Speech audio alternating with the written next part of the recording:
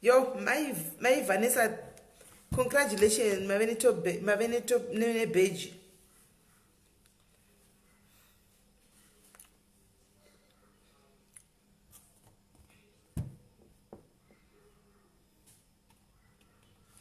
Let me get it to me my notifications now. That will come. Right. This one is my notifications.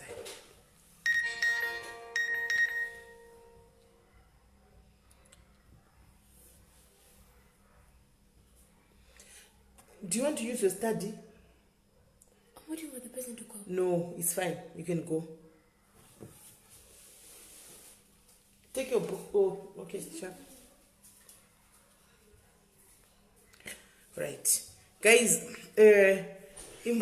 fana kudedza vamwe ndichimbopinda mutoilet inoda kai wakanyatsa kuteura mvura yose wakateura mvura kai ndofana kupinda mutoilet.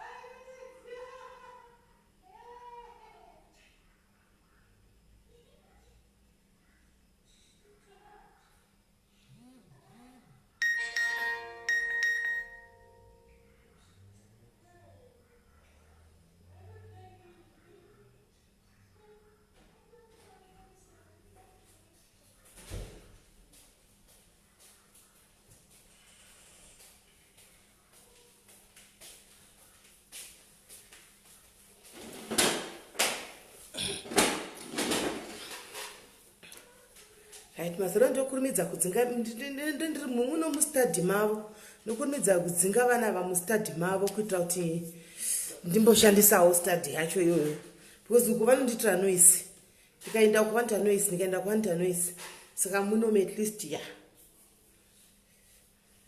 Rita mukonyora mabheji anopuhana zuka. Right. Dedzai vamwe guys, dedzai vamwe kurumidzai kudedza vamwe tikunze kufamba nenguva. Kurumidzai guys kudedza vamwe.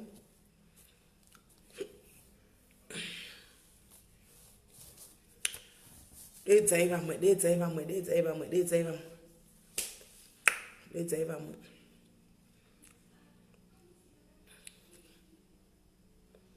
Kaskai kudedza vamwe guys, kaskai kudedza vamwe, kaskai kufamba nebhora. Tinzwe kuti zviri kufamba sei.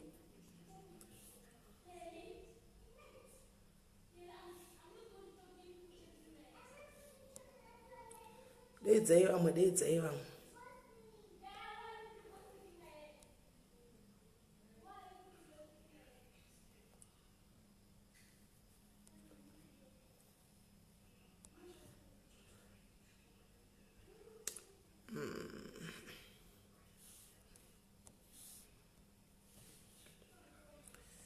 Right. Ndoteedza mad mina ungakurumidze kufamba panapa. Ungachiti ndivadedze kana zvatanga. Right.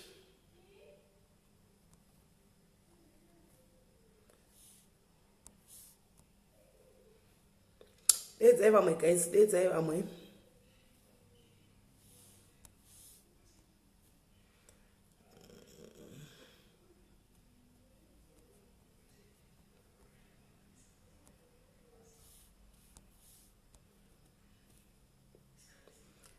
Tasara ne 16 people.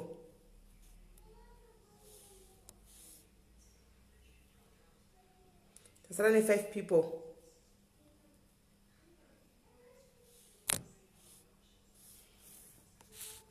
5 people chete. Right, tatodarika number. Right, maswera sei manheru, mamuka sei kumatima nenyika nchiti aiwa ngatisangane pachirongwa chanhasi zvakare. Tiri pano pachirongwa chezuva ranhasi chaSIS MELLY, paSIS MELLY's Diaries chinoita muvhuro chitatu nechishanu choga choga. Tichikuvigirai vanhu vanenge vane manyaya dzavo dzakasiyana siyana dzavanenge vachida kutaura vachisheya nemi. Asi mukutaura nyaya dzavo kwavanenge vachiita kudai so hakusi kungotaura nyaya chete kwavanenge vachiita kuti munakirwe. Panofanirwa kunge paine chidzidzo chinoitika pakutaura kwavanenge vachiita ipapa kuti iwe wacho unenge wakateerera uteerere kuti uwanewo something chaunodzidza. Anditi mazviona pane zvinhu zvavanenge vachitaura. Anditimaona. So no vuka, no camera. Right. So wana chaunodzidza, wana chaunobata pane zvinotaurika. Pano panoitwa ma real life talk shows. Vanhu vanenge vachisangana nema problems vanosangana mukati meupenyu hwavo. Asi zvinhu zvatinotaura sekuti hide me, haisi hide. Munhu anouya akazvimirira nenyaya yake, achitaura nyaya yake, vanhu vachidzidza kwazviri. My experiences, probably there is somebody who will be in that situation, same situation, right? So the person gets to learn something from vanhu vanenge vachishare nyaya idzi. Not to say kuti tinoda kunzwa nyaya dzavo or what. No, the idea is for somebody for them to inspire somebody else, to teach somebody else something, to try and share their story so that situation yakadaro yoyo gets to know kuti, all right, I'm in this situation, how can I handle it? Maybe your situation you think it's bigger than everything else, you want to commit suicide or something. No, inini mwana tokutendani andinayo yangu itori nani pane yandasangana nayo itaurwa neuyu iombe. Antimaona. So that's the idea. Hapasi pekuti tinongoya pano kuti tomboya tozonakirwa todarika todii. So guys, chekutanga, let me put this across. No judgment. No judgment. If you want to judge, wenda kumvenge. Venge iriko yakumirirai. You can go there, untaura zvaunoda unojudge muchitukana naramai mashiko koko. Aiwa atinei nazvo. Animoona. Pano munhu anenge achitaura nyaya dzakakazvimiririra. So if you've got something to say, andika rather find words dzekutaura andika dzisingashaude kana kutuka umwe munhu, because it's not SIS MELLY who will be telling you these stories. Mudzi wenyaya anenge atobuda pajekerere. It takes courage and guts andika kuti munhu abude pachinazotaura nyaya yake ega pano. Saka kuti tizowana vanhu vanenge vachidestroyera mashow vachiuya kuzoshaudha kana kuzobhasha kana kuita sei, I won't hesitate. I'll just block you immediately. Ipapo same time I'll block you. Panapa we have to support each other. Kana tiri kubatsira zvisingaiti tinomubatsira andika in a constructive way. Anditi ine kuti nyangwe iye the person doesn't feel offended, right? Kwenda zvokuti tinenge tichingorasira mashoko zvatinoita kumvenge. Pano atitambi yoyo. Tatigari tadi teyeuchidzana ipapo. Anditi mashona. Teyeuchidzana ipapo, right? Pano hakusi kumvenge. Right. So muzuva ranhasi guys tine nyaya yema-sex workers. Makatiti ma-sex workers ndeaya atinoti muchishona anditika vanofamba usiku atinoti pachishona iwe dhiri rinondire menda kutaura patireka ini dongo ritaura. Iwe vaya tinoti izvo vechipambi vanofamba usiku anditika kachiti sex worker tinoreva vanofamba usiku vanoita prostitution andika for the purpose of vachibhadharisa for the loitering around nights for the purpose of prostitution. Vanopinda mbomira avarungofona kwa masimba tichangotanga show makutofona imbotimirirai kwa masimba muridzi wenyaya asati atombotaura nyaya yake imakufona zvako pane dhasera zvandakanaambotenga animaona. So ndive vatinoti vanoita loitering around nights for the sake of prostitution anditika vachibhadharisa mari vanotengesa stonyeni vatinoti vanotengesa muviri wavo anditika. So hatizivi kuti chinoita vatengesa muviri wavo chii. Ndosaka taungana pano kuti tinzwe kuti zvii zvinoita kuti vatengese muviri wavo, kungave kuzvifarira here kana kuti ingave situation iri kukonzeresa kudaro. Tonzwana ivo zvii zvavanosangana nazvo mukufamba imomo kwavanenge vachifamba uko, zvii zvinodaro kuti vadaro atimaona. So ndosaka taungana pano. So tinenge tina vasikana vavakadzi vamwe vedu anditika vanofamba usiku. We are not going to judge them, we love them. Vamwe vedu hatisi kuziva situation dzavo. We are going to hear from one of our guests in us kuti nemhaka yei andi ari muindustry ichi andika yekuita zvesex working andika ndosaka takaungana pano muzuva ranhasi, right? Regai timudze afone zvake tichinzwa kuti achitifonera tichinzwa kuti tamunzwa nawo kuti nyaya yakamira sei, because tine vana vari kutiza vachienda kunoita izvozvi zvenhingirikiri izvi zvekutofunga kuti regai ndiende kunotengesawo muviri ndikwanise kutenga nhingirikiri ndikwanise kutenga ko masimba muri kufona iko chamunofona ipapa ndikwanise kunotenga foni antimaona. So tinge tichida kuti vana vanzwisise kuti zvii zvinosanganikwa nazvo murodhu, right? Tamirira kuti achifona manje tichinzwa masex workers aya akawanda ari pakasiyana siyana. Regai tinzwe naivo, regai tichinzwa naivo kuti zvinofamba sei panyaya yacho yekuita zvechifambi vachifamba usiku, kuti zvinofamba sei chako chaiko. Ndatomusendera meseji kuti chinga achifona zvake. Tamirira.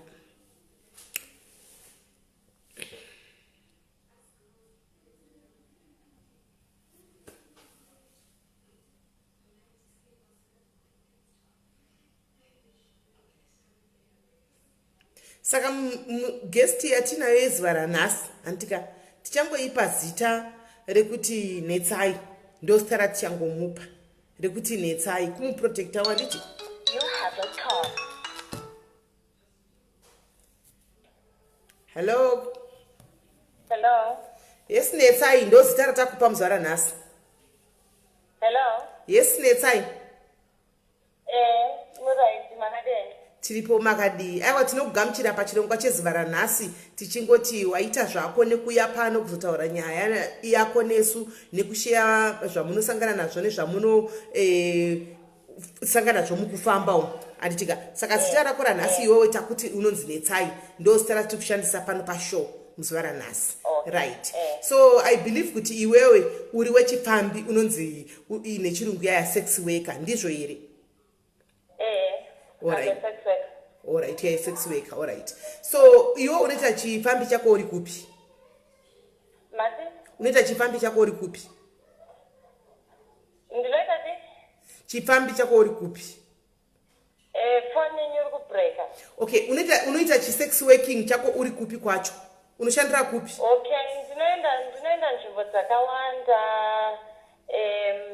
senti nene ndombotravela futi like kune dzimwe nyika ndichitsvaga mari. Alright. Ndiriritire mhuri yangu. Alright. So iwewe uri muno muSouth Africa ndizvo? Ndiri muno muSouth Africa. Wakapinda muno muSouth Africa gore ripi? Ndakapinda muno muSouth Africa ndatone 7 to 8 years. Okay. Saka pa 7 to 8 years zongo uri kungoita zve-sex working izvi? Ndingoita zve-sex worker izvozvo. Alright. Saka iwewo pakanga uchibva kuZimbabwe uchitoya kuno kwakatouya uchitozviudzwa kuti ndiri kutoenda kunoita zvinhu zve-sex working kana kuti wakanga une rimwe basa rawaiita zvikaso. Can you tell us kuti zvakafamba sei kuti uzosvika pauri nhasi kuti uzoita sex working? Okay. Ini ndabva kuZimbabwe ndichiti ndinotsvaga basa sematsvagiro basa anoita vamwe remumba kana chero basa. Saka ndasvikogamuchirwa nevamwe sekuru vangu vainditita rafu mama zanomborara panze nekuti vakasina mukadzi. Saka vaida kuti ndirare navo, mama zvambondirepa kusvikira rimwe day vatindidzinga panze varamba kuti ndaramba kurara neshamwari yavo vauya vakadhakwa. Kana uchisekuru vako uchisekuru vako kureva sekuru hanzvadzi yamai? Sekuru hanzvadzi yamai. Okay. Saka ndobva zvaita sei? Saka ndobva vandidzinga ndatanga kugara mumStreets. Saka ndandangoona umwe musikana akanditi uya tiite basa iri unenge uchitokwanisa kutobhadhara paunogara and then uchiriritira mhuri yako nene.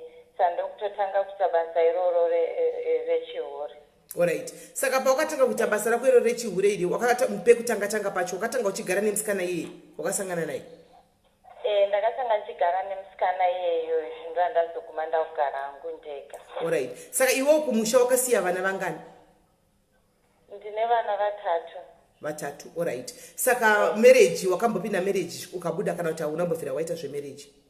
Aiwa ndina.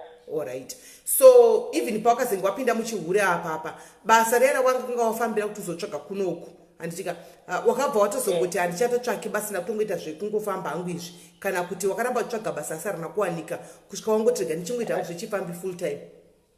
Basa rainetsa kuwana nekuda kwemapepa ende futi unosangana nevanhu vanenge vachikuti zvonu handikupe basa and then wasvika pabasa papa uchiende interview chaiyo wakutonzivhura makumbo. Saka zvangofanana nebasa randiri kuita ndosandangoti rega ndingokontinya nezvandiri kuita because hazvina kusiyana. Alright. Saka une 7 years uchiita basa rako iro rekufamba kuchivhura kwemakumbo? Alright. So macharges enyu anenge akamira sei? Pane atinoti mashort time hours dependent kuna zvanenge achida chii nema-home night ekuti usiku hwese unenge uchirara nemunhu wacho and then unobhadharwa mari yaunenge wataura kana asiri kukwanisa mari yaunenge wataura munongonegotiatawo unoti zvinoita here. Okay. Saka pakusangana nevanhu apa muchitaura nyaya dzemari apa pane mumwe munhu anambotaura naye masikati zvakare noita basa rechifambiri amboti pane pamwe pokutoti cheko munhu anobvisa mari yakati wandei than yaunenge wamuchaja oti asi handidi chikondomu ndoda kungopinda yeke yakadaro ndotongomupa because mari yake inenge yakawanda. Munosangana nazvo here izvi? Tinosangana nazvo ndozvakatowanda ende futi mari yacho yekubvisa kondomu inenge yakawanda. Saka vana vandinawo ende vese vari kuenda kuchikoro nerenti chikafu ndinotongoguma ndatongozviita because mari yacho inenge itoriwo naniwo than pane kondomu.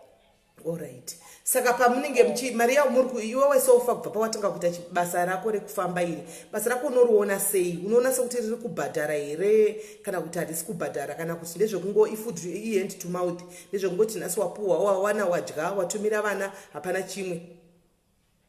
Araibhadhara ari kudhara bhadhari nezvinhu zvati wome tawanda muindustry. Saka mari dzacho dzashoma 50 rand short time usiku pamunotogona kutoendera kana 300 chaiyo nekuti hapana zvinenge zvaunenge uchitoita nekuda kwekuti unenge uchida kuzoketa for mamonthly fees emarenti nevana futi. Alright. Saka kana madays enyu akanyatsonaka chaizvo kuti nhasi muri kuti mashanda chaiko kuri kupera kwemwedzi pasiri asiri ma300 munenge mashanda munochaja mari penite? Kuchaja penite? Kana mazuva akanyatsokunaka chaizvo kana mazuva anenge araitika like mamountains inogona kuchaja kana 800 usiku hwese ichitobuda. Inobuda but vamwe vanonetsa vamwe vanoti vakubhadhara mari vapedza kuita zvavari kuita newe worohwa utorerwa mari iya. Tinosangana nevanhu vakasiyana siyana panzapa. Okay. Saka ungatsanangurira here vamwe vanhu vaunosangana navo? Okay, I can see vanhu vari kuisa chii vari kuisa macrying emojis vakawanda vanhu vari kusympathiza newe chaizvo panapa ndaraitiri 700 so far. So ungati wewe machallenges kana madifficulties ekuti munosangana nawo muchibasa ichi ndeapi? Madifficulties andosangana nawo akawanda SIS MELLY. Like pane imwe customer yangu inowanzouya hayo paanenge achirara newe handiti anenge ada kuti unge uchihukura sembwa kana kuita sekiti and then paunenge uri busy pepa anenge uchitotiwo because anobhadhara hake mari tori nandi anotombondipa kana vese kuma 1.5 ikokoko but ndomuona once in a blue moon. And then nevamwewo vekuti anokuendesa kudhina and then vapedza kutanga kuti ndimamire mwiri wese achizvizora. Ndosangana nezvinhu zvakawanda. pamwe anotokumanikidza tokurepa uchinyatsoona kuti munhu uyu utano hwake unenge usiri nani but hapana pamwe unenge utori kudonzvo ndendiri kumba kwake saka matiziro acho nene panenge pasina and all. Alright, sorry ako mnin'ina ndamboseka panyaya yekurapa zvinototi izvozvo hakusi kuseka kuti ndaseka hangu kuti dzimwe nguva tinonzi ukurai zvangonditira fani. So kana saka kana sezvo iri customer yako ndenditohukura kutanzi hukura sembwa itosedhongi zvese izvozvo ndozvinenge zvimutena oni ende ndikazvito zvakanaka ndinowedzerwa ndinopiwawo tipi pamusoro pane ende ndachaja iyoyo. Saka iwo that means unotopangwa kutoti kuri masikati papa ukatoona mbwa otoitevedzera kuti unyatse kunoimpresa customer kuita kuti mari inokuti ukamuimpresa chaiko chaiko mari inobva yawanda. Hausatombo mubvunza secustomer yako kuti ine mhaka yeuzvi panomwezi simela anongoita sisime yekuti anongouya nemahiri ndichatambisa usiku hwese ndakapfeka mahiri mauzi hombe ndichiti ndimbonzitamba chete tamba unotozvita kuzvinenge uchitoda mari kunzitamba wakapfeka hiri dzanenge akupa iye dzanenge atenga iye. Saka iye apa ainge achizama kuita sei zvacho ainge achizama kuita 10 off nemahiri here arauza ndozvinovaita kuti vafaro varungu here ava tiri kutaura nezvavava kana kuti vanhu vatema varungu. And then varume rimwe day unombosanganawo like maybe nemurume nemukadzi voti vese vanenge vachikuda vari two voenda like vari macouples voenda ipapo ndenzikafile comfortable because I'm not a bio but nechimwe chaizvozvo ngoti mari. Alright. Ande paishu wati kune murume nemukadzi ingotatodzidzawo zvimwe murume nemukadzi vanotosvika vakuaproacha iwewe kuti tiri kukuda handifanwa kunanzva mukadzi uya murumewo ndomupawo zvaanenge achidawo. Saka mukadzi that means vanhu vanenge vakaroorana mukadzi iri lesbian murume ari straight anenge vakaroorana mukadzi iri lesbian murume ari straight vanenge vatoya vese ndozvanorati ndotamhenoti vane macouples here kana kuti ishamwari ndopandenzikazi hatizonyanya kuvhunza yedu mibvunzo yakawandisa.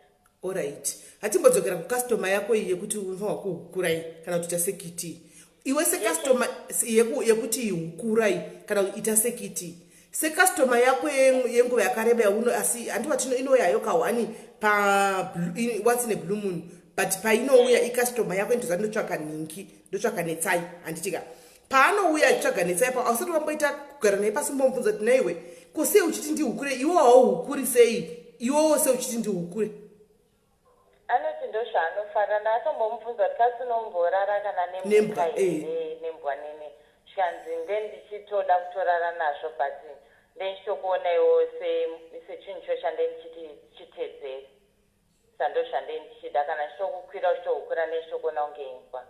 Saka anenge ari munhu wechirungu uyu murungu uyu varungu here kati vanhu vatema murungu. Saka vanhu vese vatiri kutaura ava vanoita izvi varungu ava havasi vanhu vatema varungu and then kozeta vamwe vatema pane vamwe vandamboenda navo inini neshamwari yangu and then vakasvika tasvika kurumu kwacho vakati muda kuona here magic tikati pamwe vari kuita zvemakadzi kazviya kana kuti chii katangobvuma kuti tida kuona magic ikabudisa kofini kamwana kadiki so takabuda tichitiza sisimeli tichitiza kuti atiri kunzvimbo yatisingatomboziva tiri kupi tikafamba netsoka tikatazwa nawo help neumwe murume akazotipawo lift.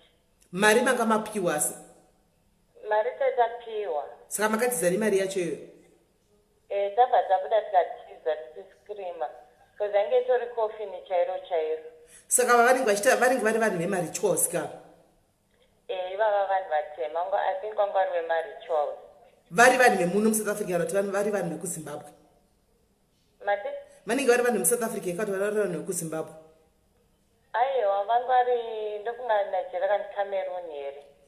Shuhi naijesu inga zvatadzidza zvinhu zvakawanda. Right guys, mira timbomira mbichani muri kuzvinzwira ndichika muri kuzvinzwira munozofunga kuti ngano kana kuti zvinhu zviri kudii ndo zvinhu zvavanosangana nazvo izvi mukufamba handitika tisanangurirako zvimwe zvawakambosangana nazvo imwe experience wakambosangana yekuti hauna zvaungaita unopesera wangoita wati munhu anoti nditire tsvina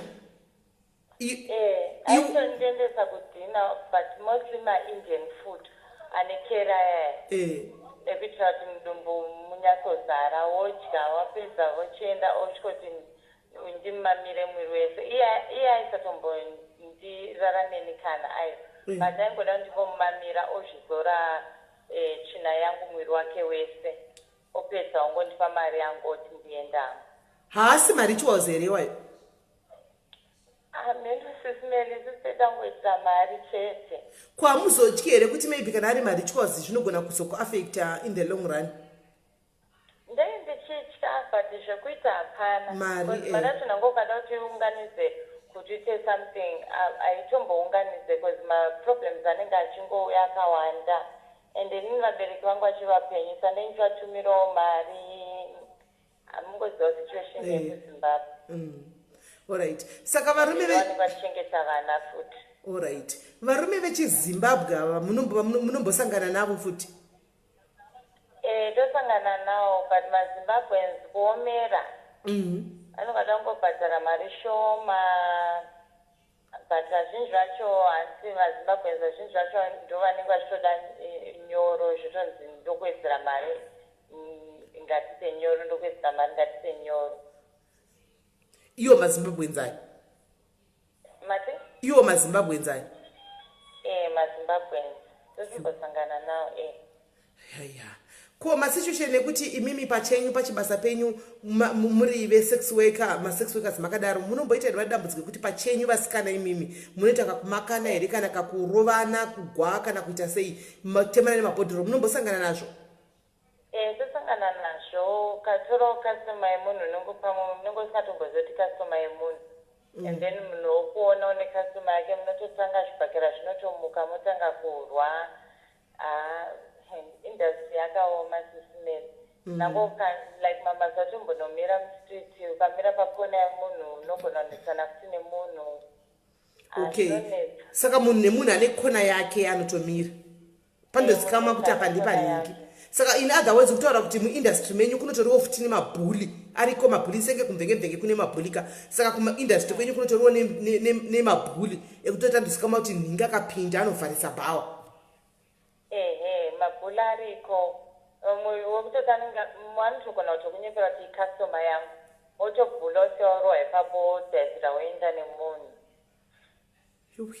Vanenge farangu kumira kwangu kurima uko kunototyisa hako but ndendisina choice. Vanenge vari mabhuli ekuZimbabwe here kana kuti mabhuli emuno South Africa kana kuti ekune dzimwe nyika? Vakasangana pane maZimbabwean anenge achitotaura kuti takabva kuita industry kudhara imimi muchivanyowani ndoti pandine 7 years bara havambochiteerere izvozvo rohwa like vechikuru vanenge vari vahombo kundowo inini vechikuru unobvisa ipapo ugorohwa mamazuva utombotorerwa kana keshi yaunenge washanda.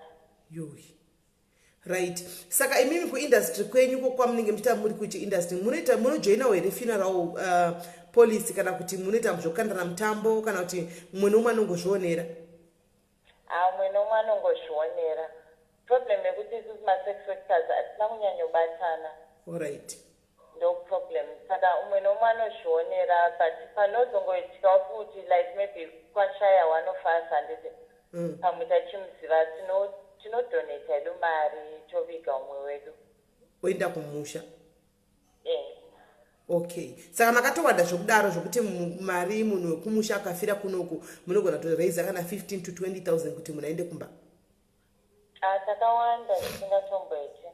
Alright.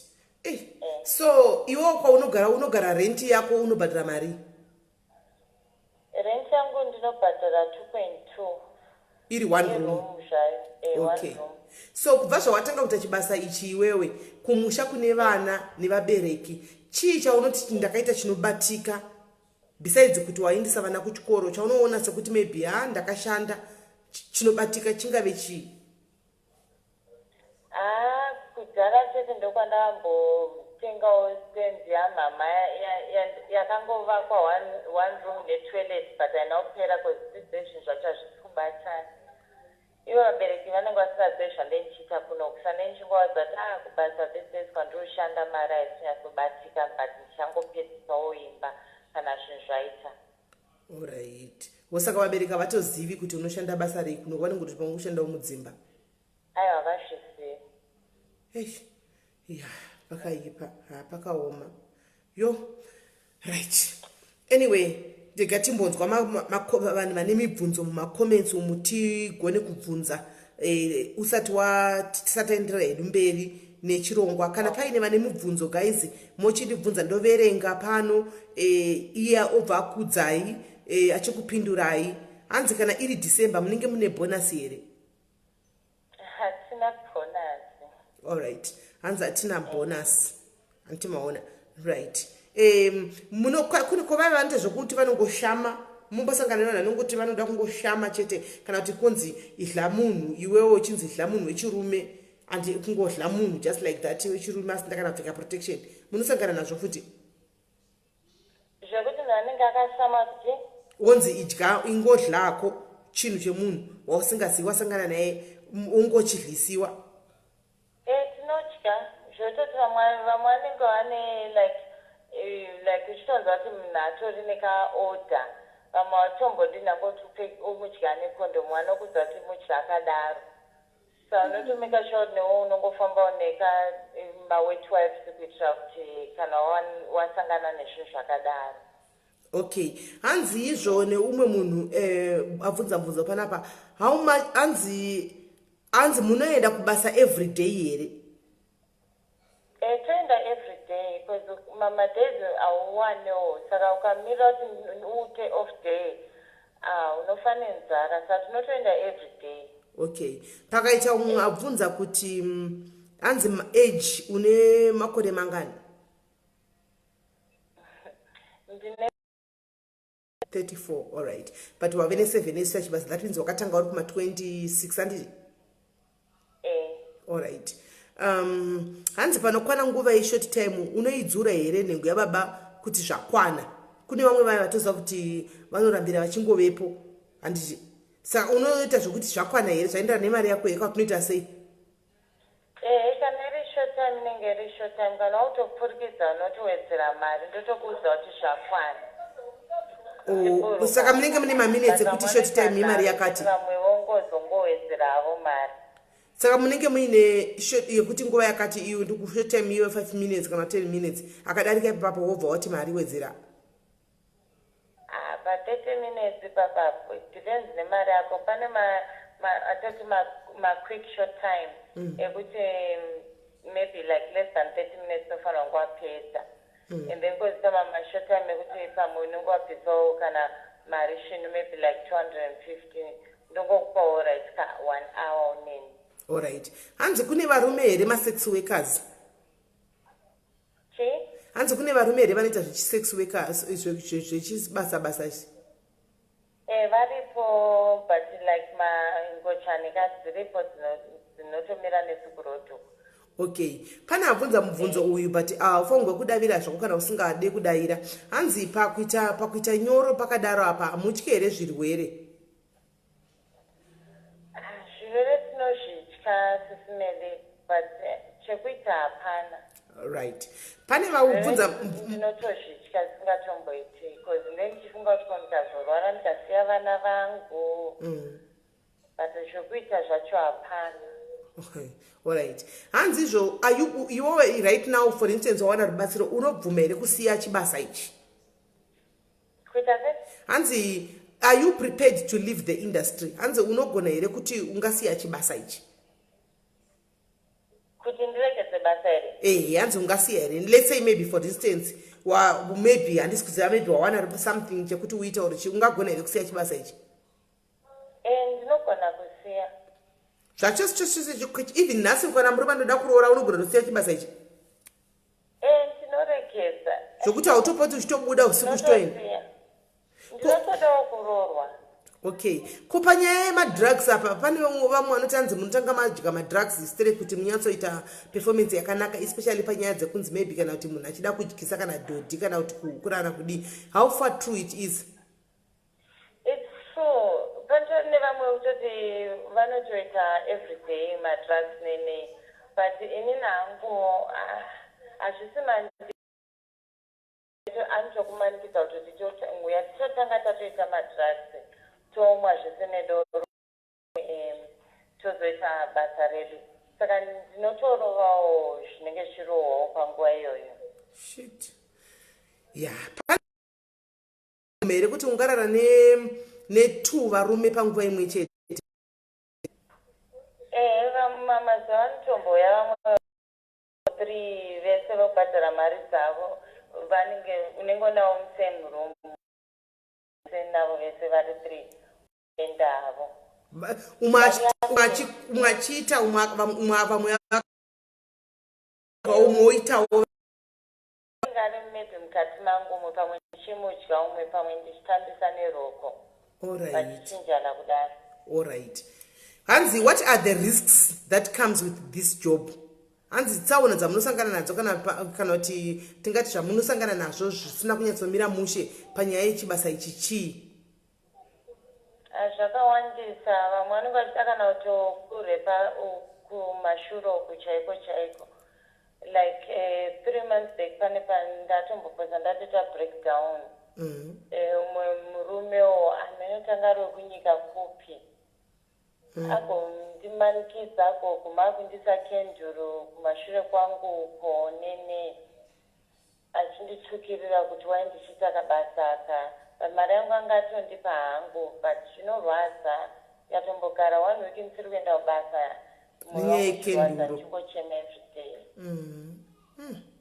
Saka hanzi imimi muchibasa munozoitawo here yamunoti boyfriend? Yatoti chi? Boyfriend, yautoti boyfriend yangu.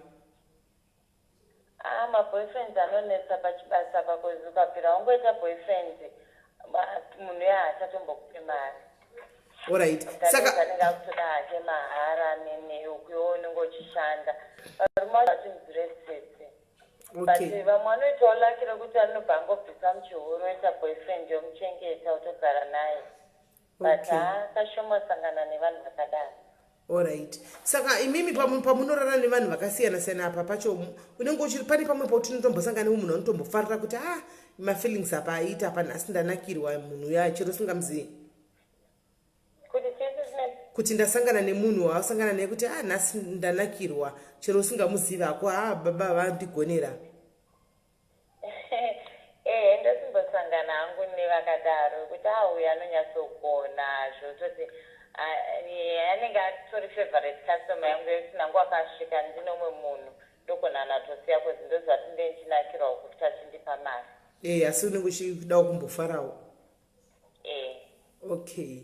So hanzi roughly pamwedzi roughly mari yamunogona kuti mungaita imimi uchiiverenga yese ingaita mari?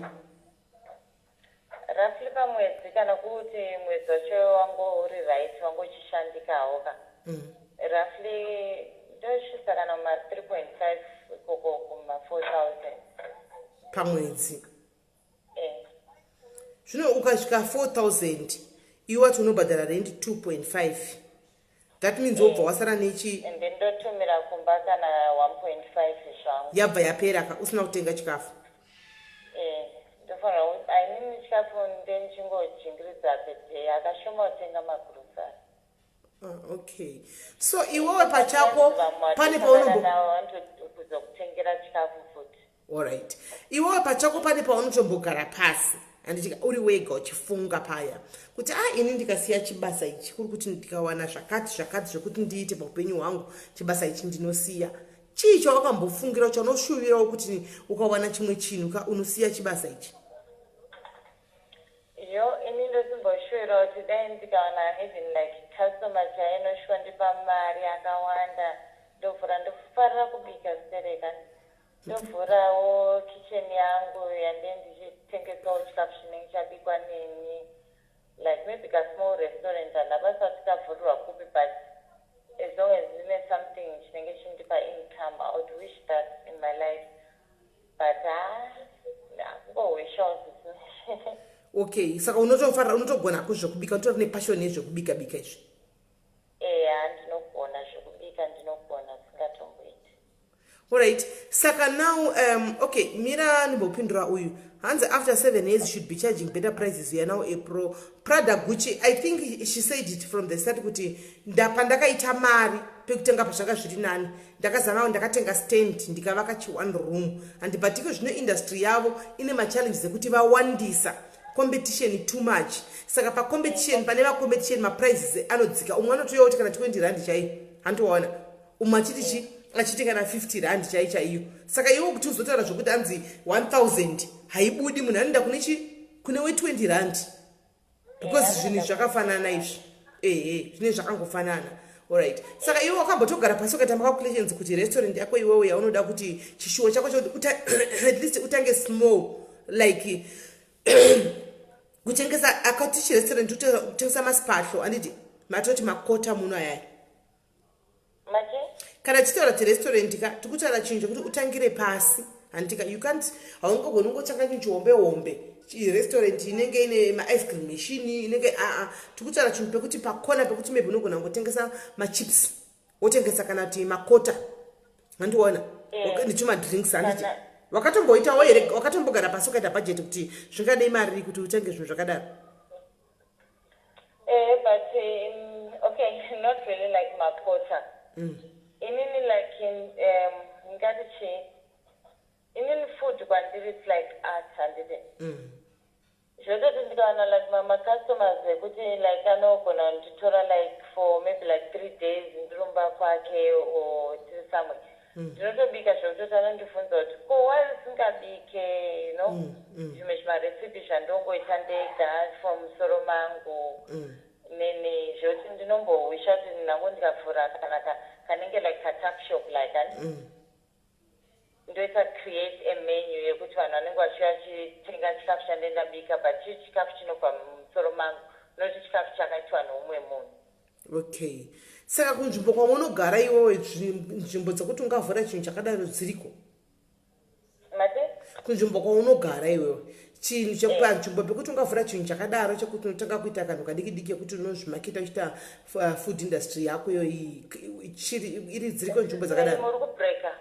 Ndati kunzvimbo kwaunogara iwewe kune capability yekuti unokwanisa here kuvhura chinhu chacho chaukutaura ichi kuti utange small ukwanise kubika? Ma-possibilities aripo akawandisa like kune nzvimbo dzakawandisa dzekuti ndinonyatsoona kuti apa ndikavhura apa pakona apa ndikavhura pakona apo ndinotoita mari ndikatokanganwa zvangu. Okay, but kana muchiita 4.5 pamwedzi kune vamwe vasikana kamahouse girl anokora 4000 chaiyo. Ukariwana basa iro rakadaro ungadi? Vanotambira mari yakadaro sezvo wati iwe pamwedzi munogona kuita 4500 anditi. Saka kune vamwe vasikana vebasa vanotambira mari dzakadaro mumarongo. Ukariwana basa iro ungadi? Varipo, I'm sure, but like kuti ushande hanzi unge une like mapepa akakwana nene. No, vakawanda vanoshanda like mudzimba havana mapepa. Vanongotsvaga basa wei. Vanongotsvaga basa vongopinda mabasa vazhinji vongoshanda. Mudzimba ndakambotry but futi mazuva ndotombo unonzwisa sei kutotukana kana nemundudzi wemba kuti hanzi pamwe murume wake ari kundida nene saka zvinonetsa zvisinelezvi. Haisi nyaya yekuti unenge wakapfeka dressing yekuti mwana uzopesera kuona sokuti wakuda murume wake? Aiwa kana. Maybe pamastructure pakana kuti chisakatikati neshanje too much. So asi for instance paita munhu atiwo right basa riripo izvozvi rinobhadhara 5000 harina basa nemapepa unoenda? Makubreaka futi. Pakanzi paita basa izvozvi rinonzi rinobhadhara kana 5000 harina basa nemapepa unoenda here? Ndinoenda. Because ndinenge itorina nendashanda ndichishanda because basa redu remusana iri rinorwadza sisimeri because per day kuti uzoitwa kusvikira wawana target yaunenge uchida ichoyo per day unogona kana kuchinjasa kana varume kana 6 or so kuti unyatsowana mari yacho. As I said, with industry these days yadzikira competition yakawandisa tawandisa tatibatadze mari idzodzo unge unewo chitorarawo nevakawandisa. Saka pana December apa makatoenda kuZimbabwe kumusha? December ndotonoona vana ngavagirawo hembe dzechristmas nemagroceries. Okay. Because abereki vangu vanofanira ndonyatsoshanda igenuine job. Okay, right. So guys, kana paine vamwe vane mubvunzo mungabvunza henyu mubvunzo, asi uyu mwana wedu munin'ina wedu wekumusha handitika chizvarwa chekuZimbabwe handiti, ndofunga tanzwa achiti akauya muno achiti ari kutsvaga basa.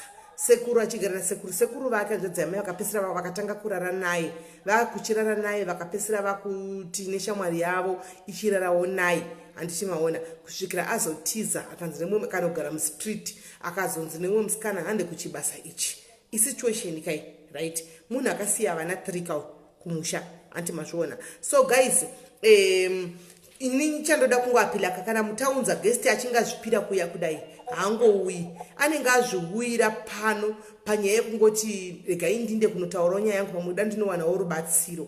Ataura kuti akariwana basa rinobhadhara mari iyoyo ane vana 3, mukadzi ane vana 3 kumusha, kuna baba kuna mai, vanototarisira iye havatoziviwo kuti anoita basa remurodhi handiti mazviona. Anokwanisa kubatsira nebasa anzi chibasa ichi ndinosiya because chinorwadza. Ndofunga marisks acho mamanzwa guys ekuti vanosangana nezvakaita sei murodhi umu handika. Zvakare kana paina anodawo kubatsira mukadzi ushu handika kuti amubatsirewo handiti. Vana vako vane makore mangani?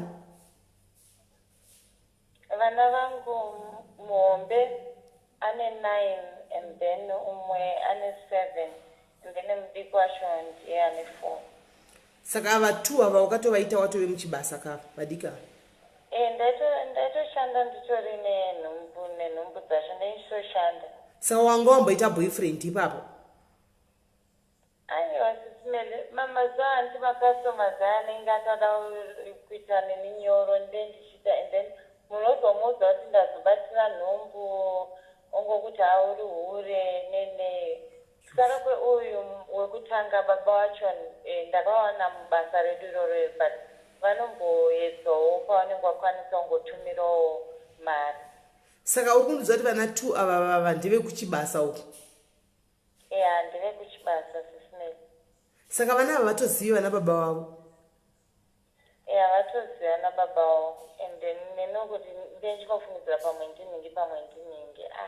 Haunawo sure? I'm not sure. Shame. Saka unongozopesera birth certificate rako iwewo isenemi yako pabirth certificate? Vanoshandisa senemi yangu vese. Okay. Hanzi Kola anogara kupi sisimeli? Kola ari muJoburg. Handiti? Ndiri muJoburg. Kola anogara muJoburg. Antimaona. Kola anogara muJoburg guys. But anyway manzwa patori ndambudziko riripo pane vana panapa. Pavana varipo panapa. Asi after iko zvido after waita vamwe vana 2 wakazomboishandisa here mubayiwa madhepo kushisawo mano plant or chikuti usabatire nhumbi idzi sezvo marisks evakondoma ariko. Ndakazoisa no plant. Alright. Ndakushandisa for family planning isheshi. Alright. So guys, panapa tati no judgment andika entatino kutuka. So tati guys kana aripo akane hembe dzevana ava vana kune vana variko ava vane 9 years umwe ane 7 years umwe ane 4 years anoda kubatsira mukadzi ushu kuti tipe ape vana kuZimbabwe uko guys. Uyu ndio mukana wachona kunonzi roko runopara ukaropafadza than roko runogamuchira. Ngatimbokanganwai zvokuti maybe ari muchibasa ichi nekuda kana kuti dei akabuda kudhara kana takadai. But guys imagine kuti pa 4.5 pamwedzi uchiibata haiungani kamari because uchiibata nhasi apa chikafu mwedzi uchipera wabhadhara rent kumba kuya kuya mafoni anenge achipinda uchinzi tiri kuda chakati uchitumira handi maona unosara usina chinhu paunotangazve kuti ndakutanga kuti ndakunganidzazve mari mwana arikuda chakati washandazve nhasi watumira mangwanazve kwai chakati baba namai vazivika varikuda chakati iwe wachonawo uri kuda jira rekufuga uri kuda chakati handika fediweka ini ndikungoti panapaka ngatingoitai moyo kana pane vanoda kubatsira mukadzi uyu kuti asiye chibasa ichi yedream handika nderekuti akawana chikona hanzi makastoma angu andotomboti ndikaita 3 days ndiriko ndikabikira unoti nemhaka yeusingabiki but unfortunately sekuti customa inenge yanongwa murodhi havadzikwanisi kumubatsira kana nesendi rekuti vamupe mari kuti chitangawo something akatangira samwe pakona padiki diki pekuti anongotenga zvinhu zvake zvokuti ndakubika iko zvino guys maybe this will be better handi maona zvinoita nani handi mazviona other than kuti tingoti tauya panapa tanzwa nyaya yake tanzwa kuti anosangana nevanhu vanenge vachiti hukura osangana nevanoti tizorematuzvi handi maona pasina chiripo saka I know kuti there are still good people out there vane moyo wekuti anotaura iti inini ndoda I want to talk to this lady I want to mentor her handika ndoda kumubatsira I want to see her achiita chimwe chinhu paupenyu hwake kana iri riro business racho rero kuti anoda kuita chitakishop chitikutuku chekuti atange kubika ipapo ndoda kumubatsira kana uripo guys uyu netsai aripo handitika wanawo paunokwanisa kuti umubatsire handiti if you come to my inbox because we are trying to protect her identity for hama dzisi kuziva kuti zvaari kuita kunoku vana baba nanamai so ukauya kuinbox kwangu kuti SIS MELLY hanzi Kole I would like to help you kana uchida padiki hapo right Mancube Michelle ndibate kuinbox please get hold of me kuinbox caller thank you very much ndokuita mudzimai mwoyo wakadaro mwoyo wechikadzi isituation this is a situation isituation yanayo iyi hasi kuti ndikutoda ati ndikawana kuti ndawana chekuti ndinosiya saka taita at least munhu arikuti arikuda kuti atange kuti akubatsirawo nepashoma panapo handisi kuziva pashoma pacho pakamira sei kuti dzingave hembe reingave dhola kana chingave chi handiziviwo antimaona so vanenge vachida kubatsira vakauya kuinbox kwangu ndinongova director uko ndovapawo namba dzako kana uchizvitendera ndizvo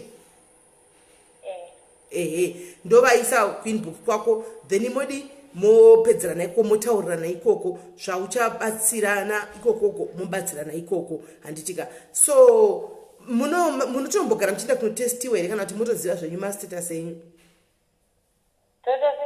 munomboenda kunogara muchienda kunotestiwa here kana kuti mastatus munenge muchitoziva enyu no ndotomboenda kunotestwa like free testing aya ari for this day toenda tombonotestwa ikoko for STIs ne-HIV. Okay, saka that means pa 7 years dzese idzi kwamunenge muchitesta muchidaro munenge you are one of those lucky people vanenge vachiri clean. I'm what? You are one of those lucky people vanenge vachiri clean zvavo.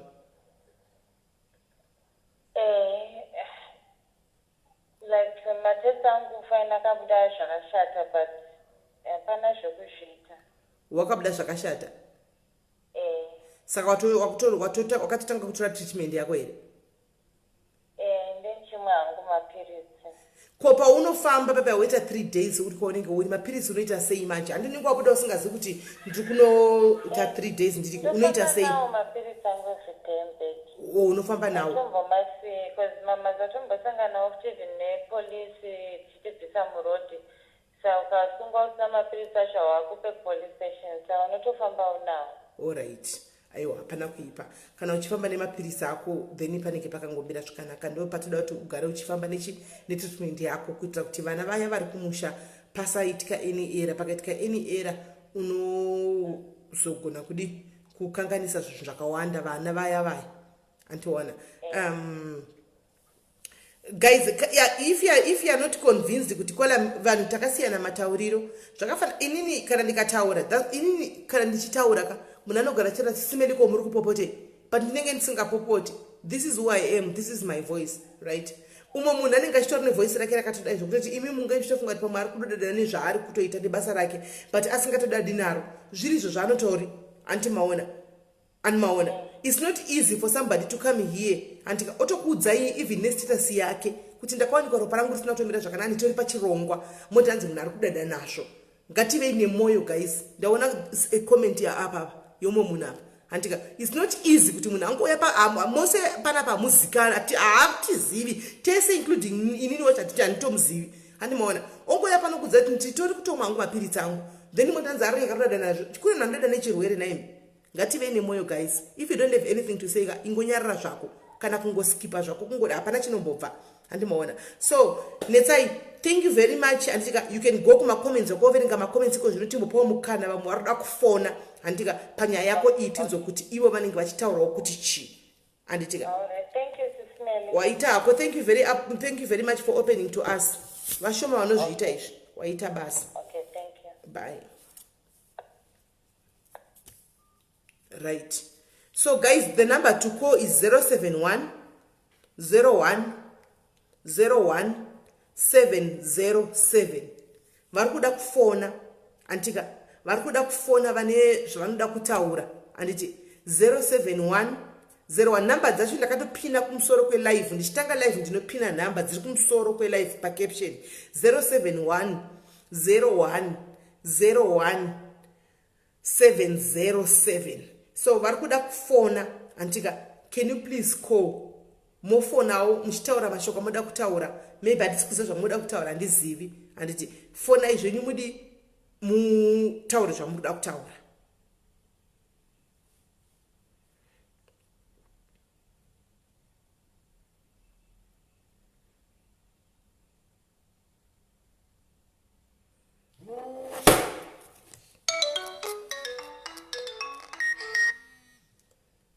Hello. Hello? Hello. Hello, SIS MELLY Day. Takateerera. Hello? Takateerera. All right. Netsai.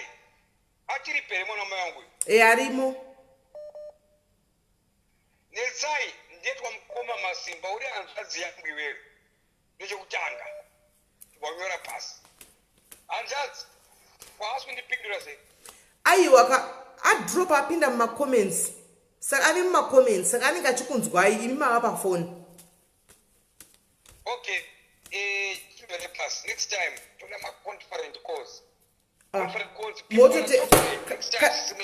Kana moda zvema-conference call motonitengera imwe foni mukoma masimba monditumira kadzoita foni nhatu. Alright. Netsai anzazi yangu. Ndikoma masimba. Vanoniseka, vanotishora, vanongachitamba neni. Right? Asi vanondida vanovesawa. Inini nyako ndaitirira anzazi yangu. Andizve. Ndatenda kudaro. Chakakosha kune vana vako vatatu. Wakatipa upenyu, wakatipa future. Right? Saka ina remerwa nenyaya ndoita sei. Netsai, angakuite nini? Namba dzangu dzeWhatsApp chitsvaga wewe netsai wacho womweki. Ndinouya ndakabata mukono wangu we150 rands. Maita basa. Thank you, maita basa mukoma masimba. Thank you very much. Thank you very much.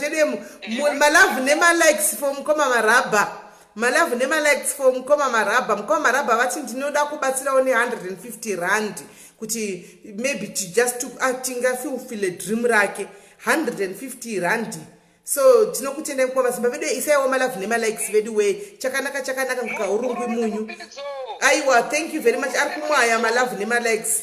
Aiwa thank you mukoma masimba mwari vakuitire zvakanaka tinokushora henyu tinoseka tinodika but when it comes pakubatsira mwoyo wenyu chaiwo hakuna vanhu vane mwoyo wakadai.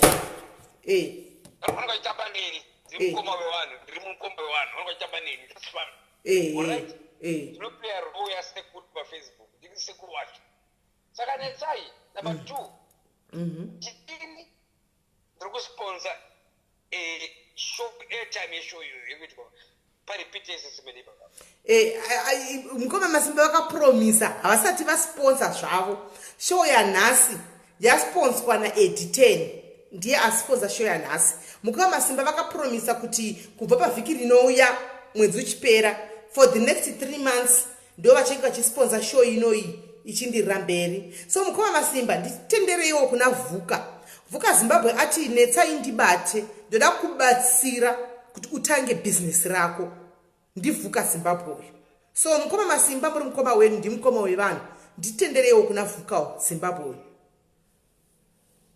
Isaka mutende kaibo mutsura vhuka mufana wangu vhuka kabo kutsura asada kuwenzi kwesisa apindure kana message yangu apindure right apa mlingi na wangu yeye I don't know why mwinda wonu wako audiwo kuri mukuru anga igare pungwa right otherwise thank you vhuka my brother washua moyo wangu mbako waramba kukunda nomwe sina mazino takuchallenge vane mazino vacho kuti vati mazino maitei panyandisai hanzi yakunyepa hazvina basa kune vana 3 kumusha Yeah. what have you done Vana yes vana right kune ine sara vacho ubate SIS MELLY nopa WhatsApp yangu WhatsApp yangu ndakaipa kudhara anditsaya kuti ndiignore vachonipa maangry face zvakanaka chasangana itsai I remember your angry faces just to give me angry faces mwana that's all right hazvina basa basi panopenga ndakati mangwana chapenga kuti anyway let's say ndikutaura sasawira don't worry mwana wangu get my WhatsApp ine 150 unopinda mashopu epajobek apa anza shopu yeiramba pepo pep store pep store pep mpupu imomomo opinda mpupu otengera mwana wake 3 wazukuru wangu kana kuna zimwe jerry shop jata something like that right jet ilipo imwe shop abavora kuna Edgar's uri kwenda kunitiko let's say thank you for sharing I'm showing love representing one way I'm the first one for you inside when you're about to take wrong they are working out then more things aiwa maita basa mukoma Masimba chirega itimbopa umwe mukana mambofonawo ndimaita number 1 kuvhurira tinzwewo vamwe vakuchema vanhu vari kuAfrica vari kuchema data one more thing hey but one more thing ndapunda prokubira wangu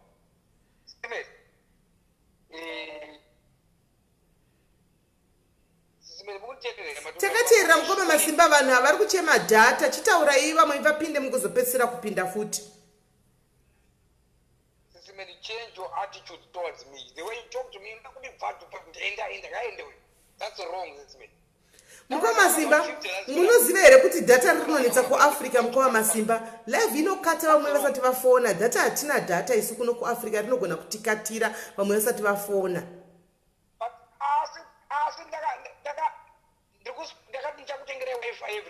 Asi hamusati matenga aka Mukoma Masimba hamusati matenga aka. You have a call. Kola hello. Hello, makadiko. Tripo makadi zvenyanzvadzi. Good. Ndada kupinda kana Masimba peda. Chidopinda matopinda matogona matofona matobvisa Mukoma Masimba inotaura iso. Mutana Chaurega upa Cape Town apo. Nani Chaurega? Yes. All right. Sisimenika regarding teteneli subject yamabasa yakakosha zvokuti nekuti kune vamwe vanopinda apa vachimboita zvimaprogram zvine basa rese but apa kapa ndasitakuteererai nhasi zvanozisatisi zvonzwa ichokwadi zvandibata zvokuti dai vamwe veZimbabwe tangobatana taunasisa vatingaita sei ndozoda kunasisa pane mamacho zvimwe zvatinonzwa kune vanoita vari kushuti yavo yavo ndokuti ndokudza kuti kana ufuna condom regedza chingave mari mapi because mari yauri kuwana ya 3.5 to 4,500 per month it's not worth it. Exactly. Ungotambisa mwiri wako apa kunzira ngefekti vati vane vana daiva ivo pachavo daiva nzira kuti vana kuti vana ava vana vabereki havana baba andiona opinda mufudhi yavo zvavachiziva kuti no ini kondomu mberi pasina kondomu hapana izvozvo ichokwadi vana sine but azvisine yazvo vandibara sisava tinongoti zavai makadaro sisine tine program yenyu muchibata masubjects ari very important zvatifadza zvokuti zvatibata zvokuti ngatibatsirei vanhu sisava ndizvozvo saka muchabatsirawo here hanzvadzi ndichaona ndichaite sei pakati papapa ndikazokufuna ndingaite sei Alright. Ndinongozokupai namba yaniki achete manifonera neprivate nachazongokupai namba yavo kuti muzotaurirana muzongo kana mawa chida kubatsira muzongobatsirawo. All right. Thank you very much. Maita basa hanzvadzi. Okay, bye-bye. Sharp. Right. Kana pane vamwe varikuda kufona anditika ngavafone zvavo mukoma masimba vadona asi vane 150 yavanayo mukoma masimba paita mukoma masimba paita vhuka Zimbabwe paita mukoma masimba paita vhuka Zimbabwe so far paita handizivi kuti ndevapi vamwe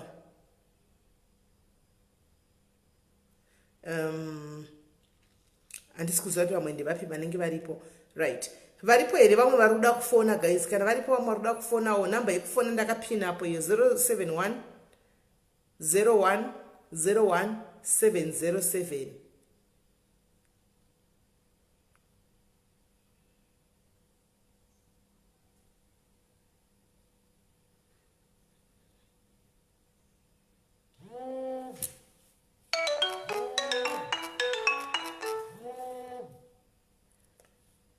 Kola, hello. Hello, Kola. Kola, hello.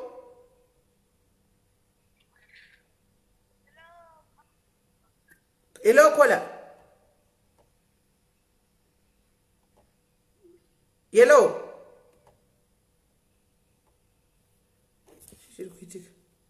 Kola, hello. Hello.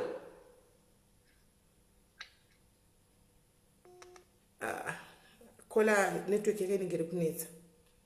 Right. Pana umwe ndanchona achitry kufona wapa.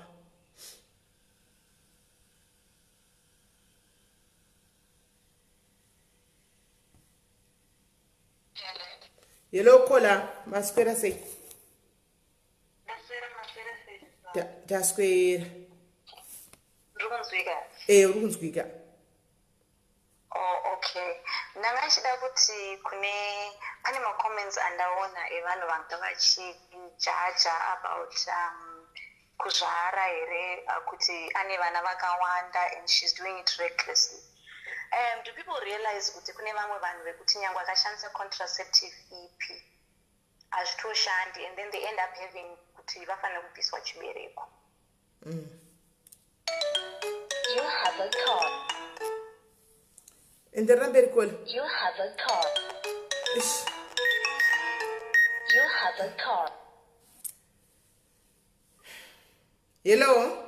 Hello. Yes. Edwe vanhu kana muri kufona ka fona ine WhatsApp calling musafone ne straight because mukafona ne straight ka muri ku override ma calls.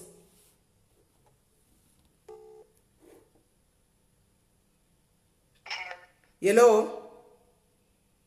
Hi. Yes. Okay. Ndangachida kuti and before you judge munhu anditi about kuzvara kwake recklessly according to us because tingamuzive, calculate yourself first kuti are you fertile my sister kana kuti wakabvisa ngani isati taenda pakucalculate kuzvara kwevamwe vanhu zviri reckless or whatever it is. And I also wanted to say nyaya yechiuri sis Mel, to be honest with you vamwe vedu takazongonzwirwa dziri nyasha chaidzo. But me personally, I was quartered to going mumStreets. Pane ma-situations ekuti anokutuma, I don't think pane munhu anomuka oti today ndikuzvipira kunovatwa nevarume 50. It's hard, guys. Dealing with one man himself is hard. Now you can imagine dealing with clients, vamwe vari this and that. I don't think that business is easy. So before we judge, I think let's put ourselves in a situation hakuna munhu angazvipira kunoita that kind of a job for no reason. Pane zvitoripo. And before you help her also, I'm not trying to discourage anyone from helping her financially, but I think she should get some sort of counseling because basa riya rinonetsa kusiya futi. Kana wanga wajaira kuti uchipedza kudai watotambira mari yakati anozozvikwanisa here zvekuti awana ajob kana kuti apiwa finance vanhu havazoite disappointed here adzoke to because it becomes a hope like an addiction. It's like ukana wajaira kubonyora kuti uzongoregera. It's not easy. So I think she should get counseling, then get financial help if she's. You have a call. You have a call. Hello. Hello. Hello, caller. Hi, hello. Yes. Yes, can you hear me? Yes, I can. I just want to say good evening to you, SIS MELLY, and a very good evening to your viewers and listeners. Masquerade say, and SIS MELLY now is put on us pitch. This Palakala, Chiruk Fambere. Did it bore? Say. Now, very well. I just want to say thank you very, very much for not only a wonderful program, but I think it's turning into even a more educative program, really. I want to sympathize with my sister, my sister Nesai, if she could possibly, obviously, after this show, get hold of us.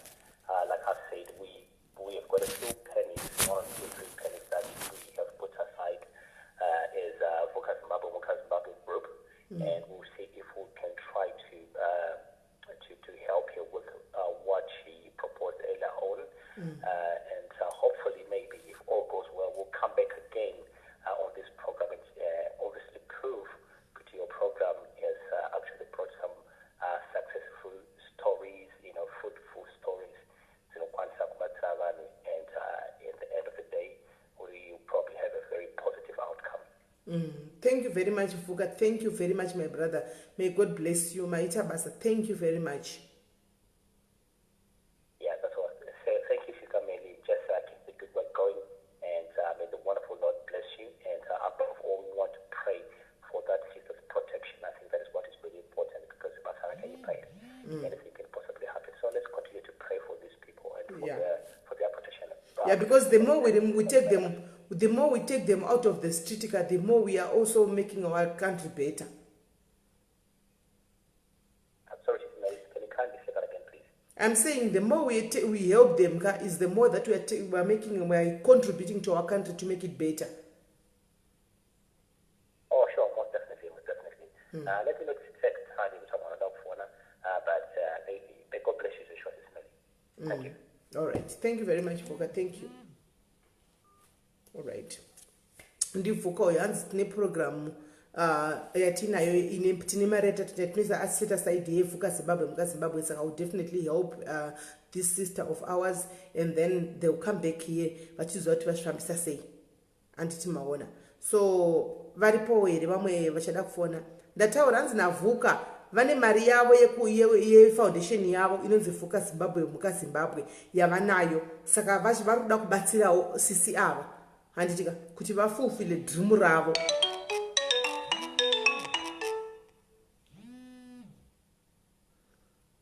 Kola, hello. Hello, Kola. Kola, hello.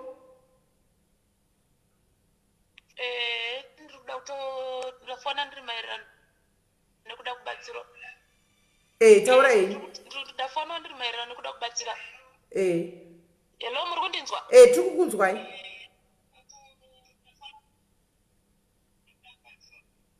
Tiri kukunzwai.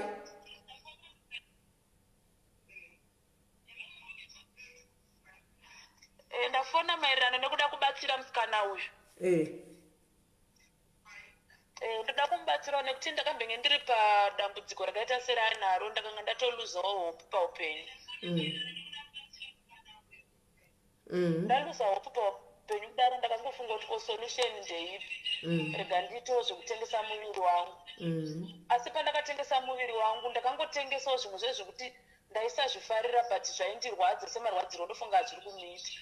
But ndachida kumutaurira kuti iye sekutengesa kwaari kuita muviri handiti dai tsvagawo imwe mari uchiiswawo pasaidi sezvandakaita. Ndakatsvaga mari ndibva ndatanga business rangu rekutengesa masunbeats ndakatanga kutenderera masikana vandaishandawo nawo mujobek ndeva ndoti pota ndichitotengeserwa maperfume iwayo marooni zvii nezvii asi inini ngandibate panhamba dzangu dzewhatsapp idzodzi ndomupawo 200 rands. Thank you very much. Pandiri kumita ndiri kumba kuti asungiriro aise pasaidi ajoinwo zvekutengesawo zvinongoitawo zvandiri kuitawo izvozvo oregedza kutengesa muviri ngaitire vana vake anotibata panhamba idzodzi Alright. 200 rands. Thank you very much Kola maita basa. Thank you.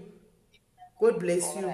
All right, thank you. All right guys, thank you very much Kola. Kola vatanzi inini ndakatosvikawo pakupindawo mudambudziko rakadai ndikatengesawo muviri nenyaya yesituation hanzi but ndakasvika pakuzvaindirwadza ndakasaka ndikasungirira mari yangu ndakachitanga kuodha maperfume kozvo ndakutochitengesera vamwe vandaimboshandira navo kuchibasa chekumira mustreet ichochichi maperfume iwaya handimaona saka hanzi Kola ndichakupawo 200 rand kuti usungirirewo pasaidi uwane chekuti uitewo. Mukoma masimba imbopaiwo vamwe chance vedu way. Mukoma masimba sure isi yenyu muri one vedu way.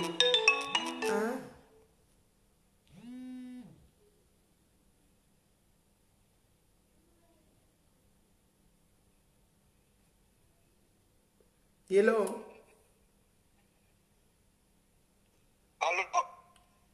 Hello.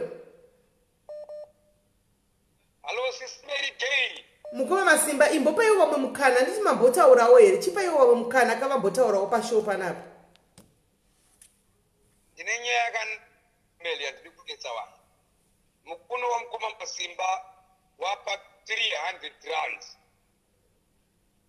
Mukoma masimba munoiburitsa here mari yamuri 300 rands ika kana kuti mungotaura. Ndisiperi ndati mupe WhatsApp yangu wandika. Ndakubvisa 300 rands. Okay, saka machampa 300 rands. But the challenge wanavuka mnyingine wangu. Nakona we 200 rands. But aiwa. Nakwenda pa 300. 150 from me, 150 from friend from Uganda. So it's 300 rands. All right. Inyaya kanaka zimeli. Aiwa inyaya yakanaka aiwa iyi tinoisekerera iyi tatangoti mauya kuzodisturb kati mukoma masimba tigwireiwo tsitsi please. Aiwa unaona nzwisisa ndidisturb ndakanaka ini. Aiwa mazvita mukoma masimba maita basa ndichamupa namba dzenyu mukoma masimba. Ndakupedza zangu asina mazino abvisa 300 rands. Ane mazino akangonyarara saka mazino ana basa. Alright mukoma masimba. Maita basa. Murune muridzo. Aiwa vakwiza chirega tidavirirawo vamwe vari kupinda. Hello Kola.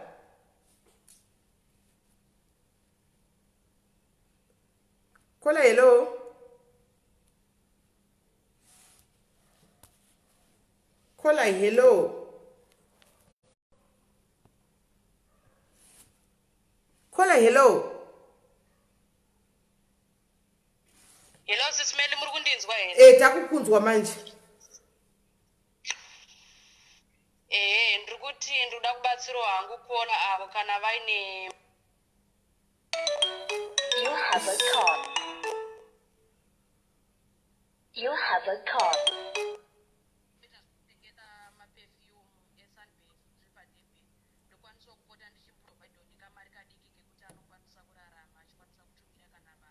Kola tangai zvakare matichi.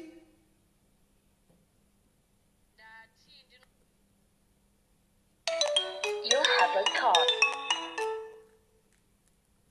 You have a call. Makoza chari kuwanda.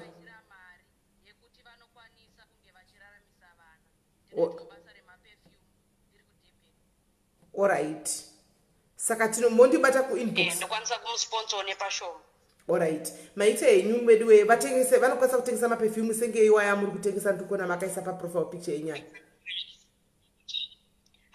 Anotengwa manje. Can you believe Sis Melly ka inini ndiri single mother apa ndine 23 years old but ndiri kukwanisa kubhadharira mwana wangu chikoro nemaperfume iwaya. Pane vamwe chaivo vandotenga motikari vandotenga dzimba vakatosiya even mabasa nenyaya yekuda kutengesa maperfume. Saka anokwanisikawo amakwanise kumatengesa kana ari willing kuti amatengese. Alright.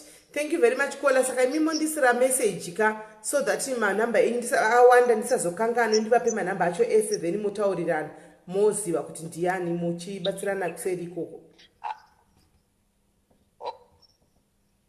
Okay, SIS MELLY Matabas. Thank you very much. God bless you. You have a call. Hello.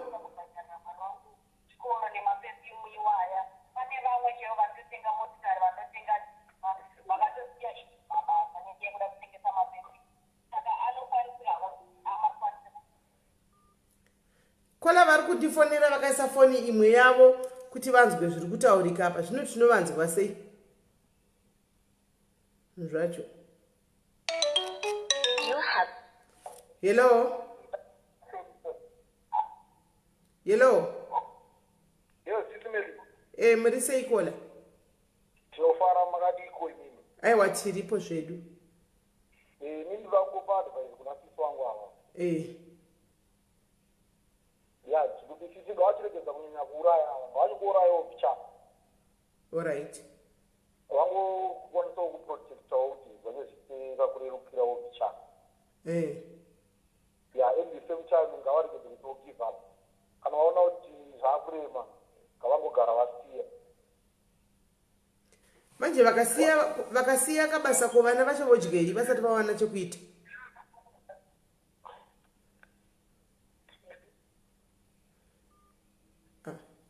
Kola vangotaurira nzi kwai ngava vabva foni yavo yabva yadropa meno zvichiri kuitika. Rega itinzwe vamwe. Right. Maripo here vamwe vari kufona kuti apa. Oh, Linda Major, you are calling on the phone that I'm using on live. So ukafona pa phone yandikushandisa pa live inobva yakata live. Number yekufona ndakapina pazasi pe phone yandiri kushandisa pa live. That is 07101010707. Ndine mafoni 2 pano. So don't call on the line raunoziva iri. Call on the other number yandakapina pazasi. Ndo yandakaisa. Number yandakapina pazasi ndo yandakapina. Anoona. Ayo macontribution inini ayo ashero ni zvingazondiwandira nyoni. Rega yangu enda straight kumridzi vataurirana ikoko. Zvingandiwandira. Remember ndiri kuda kuzopiwa futi ndiri kukolekta auya kola wainhingikiri we uyubongi.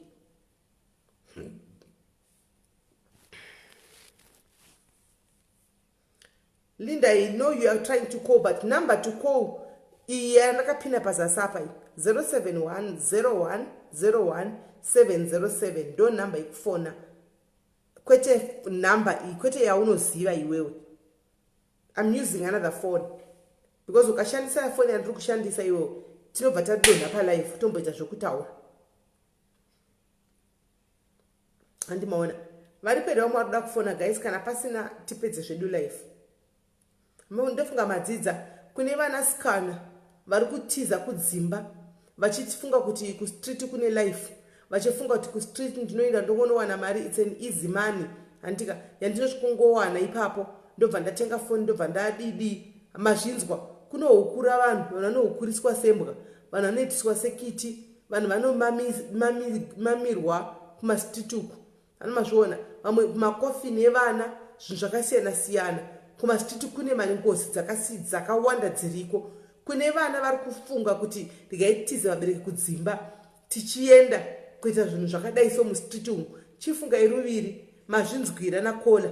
Kola izvozvi right now zvinhu zvinotomunetsa kuti osiya sei akutsvaka goma restart. Unorohwa kune mabhula ariko ukamira position yemunhu pane mabhula anokukiya kuti wamira panzvimbo dzedu ukanoenda kwatora client chero isiri yake kunonzi client yangu ikana ashaya musiwoyo anotokumamisa nezvibhakera. Handika kuti atore client idzodzo. Saka akusi nyore kwamunenge muchitiza kudzimba uko muchiti muda kuenda.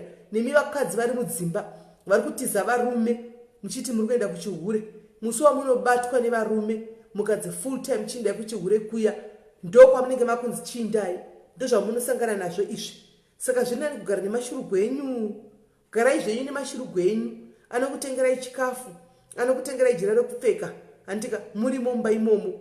Nokuti kubuda kwamunoita kana muchibuda musina plan chikati toenda kuchihure sisi tiri mahure. Handimaona muchitoenda kunojoina kustreet. This is what to expect. Munogona kunoridyiswa iri dhodhi chero mumuromo iri. Andimaona. Kunoridyiswa dhodhi.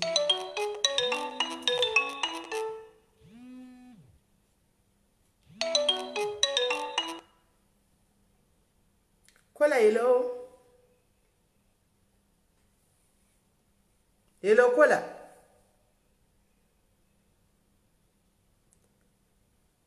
Kola, hello.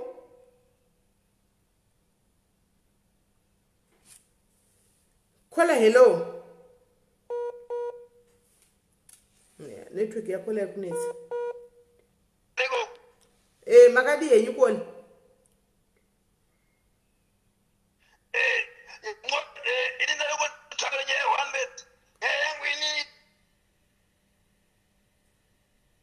Taurai.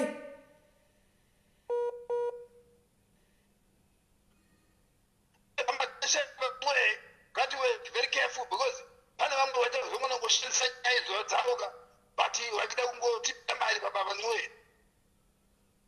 hakuna zvinhu zvakadaro munhu achiuya panapa hatingotori nje. Inini pandinotoenda kuita kunotsvaga munhu anouya pashow ndinenge to cross check out ndo basa rake. Haangouyi ega nje just nje tisina kumboita background check.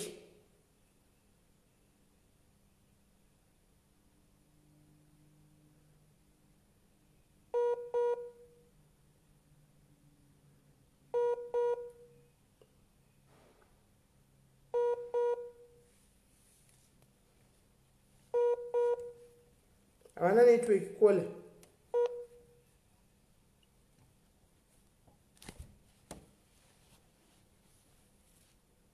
Havana havo network Kola. Havana network.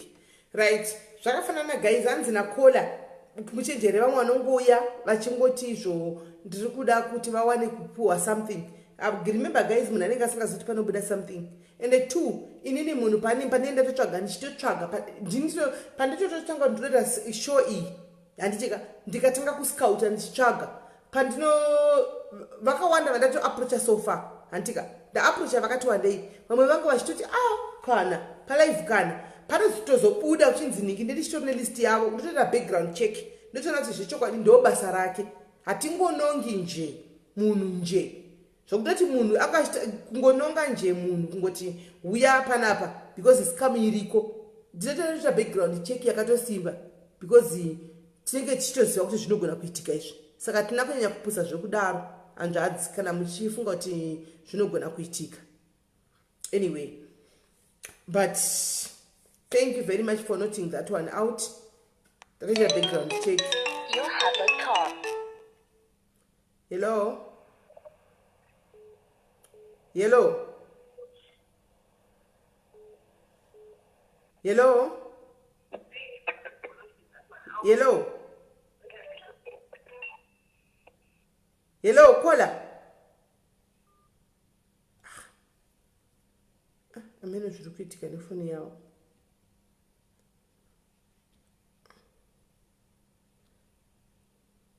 Andimaona. Amene zviri kuitika nefoni yavo. So yeah guys, varipo here vamwe vachiri kuda kufona. Ndo nyaya dziripo. Vakadzi variko, vakadzi vemudzimba mazuva ano ndokunzwa statement ramuri kutaura vakadzi vemudzimba anzi shiri yakabvuta rekeni. Shiri yakabvuta rekeni 2020 ino shiri yakabvuta rekeni. Shiri yakabvuta rekeni. Shiri ngaibvute rekeni muchiziva kuti mune pamakamira, mune pamakatsigira. You have a call. Because chakunze muchauya pashow pano. Hello, Kola. Hello. Hi, who am I speaking to? Who do you want to speak to? I was calling for a show. Huh? I'm the manager. Yes? This is not the number. Yeah, this is the number. You can speak what you want to speak.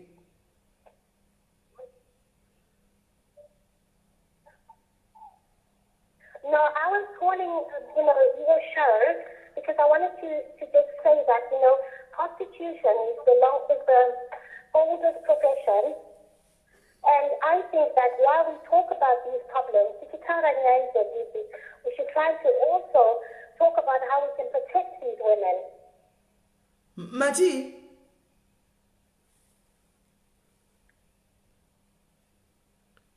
Mati call?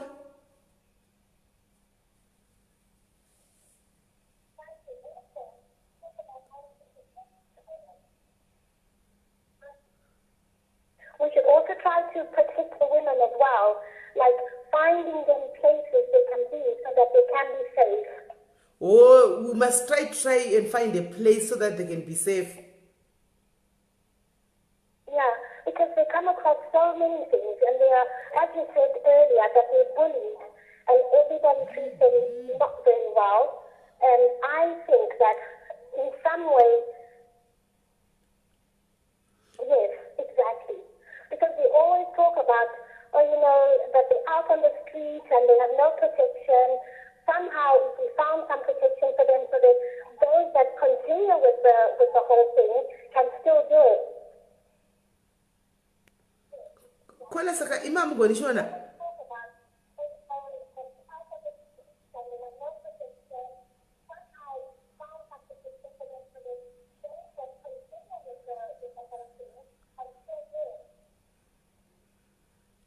When they're not ready, because sometimes if they're not ready to quit the profession, because this is a profession that will go on for years, and it's been going on for years, so it will continue to go on. So if we can also talk about how do we protect the ones that are still in the profession. Okay, so Kola, do you have a house whereby we can put them?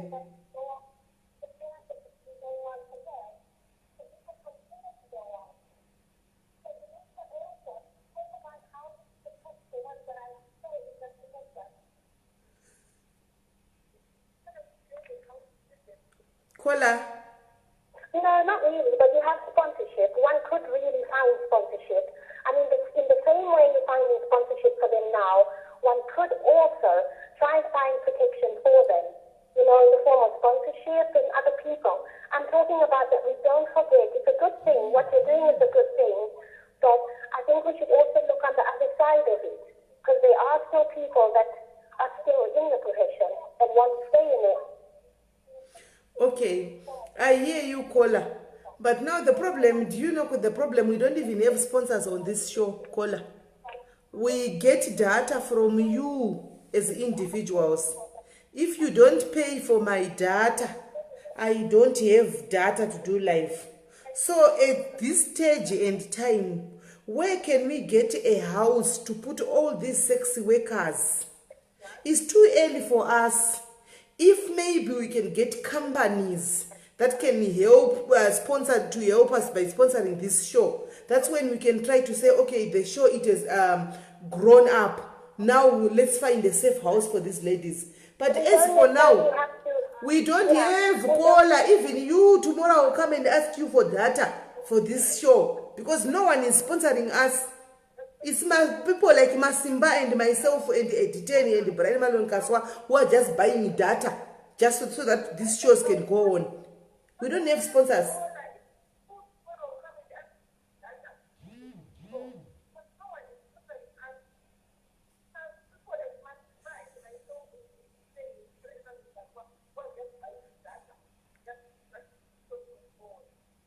No, I understand it. I understand exactly what you're saying.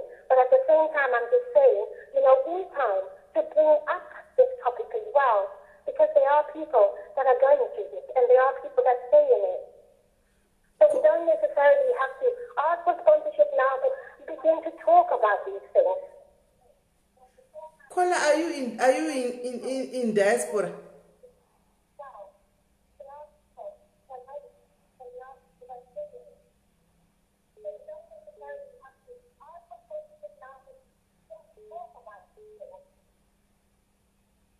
Are you in diaspora, Kola?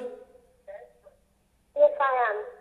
Can you please help us to so that we can help us with some finances so that we can get this program, to another level? Yes, I am. So you are going to help us?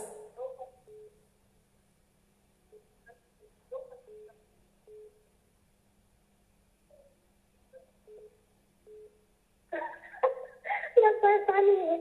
I love you. And I love you too, Kola. I could. I mean, I don't know. I could try. Please try. But I just thought I would say, just have my piece or say what I feel. No, I hear you, Kola. The problem is we're still small, yeah?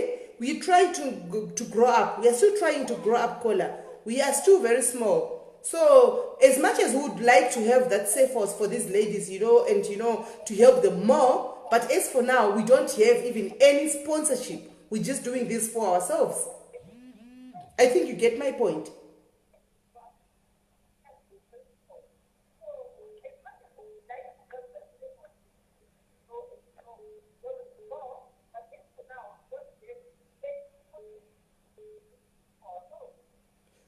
I know. Yeah, I get your point. But maybe we can talk about that another time. Because I don't know. I don't know if I could help right now. I just thought I'd call in and say you're doing a good job. And I just think we should, it's a very good topic. And I think we should just try and help the other women as well. Yeah, if we can, then most probably we'll try and help, as many ladies as we can who are also in the same industry. But remember, this show just started in January, so it's still a new show.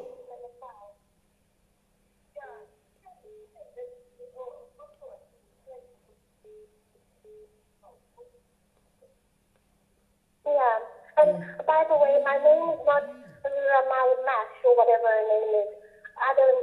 My name is not Ramai Mash. Or your name I is... don't know who she is.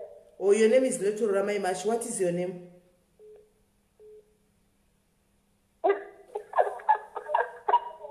I am just your secret admirer. You're a secret admirer. Okay, my secret admirer, you must start by, sponsoring for this show so that you buy data.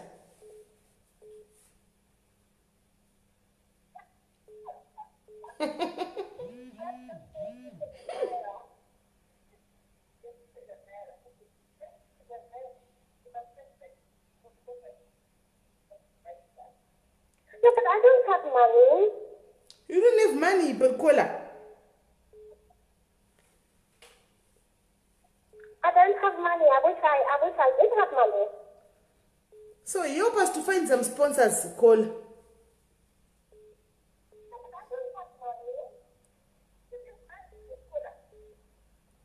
No, I don't. I wish I had money. Help us by just trying to find some. No, we can talk about that. Okay, yeah, we can talk about that. Talk about that. Yes, let's talk about that inbox. Thank you very much, Kola, for your valid points. Anyway, I'll just put them into consideration as well. Thank you very much. Love you, hey.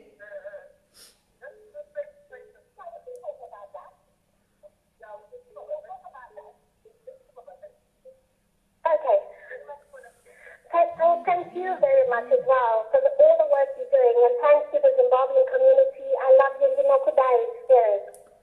Okay, thank you very much. Nesithi nokuda zvokuti do.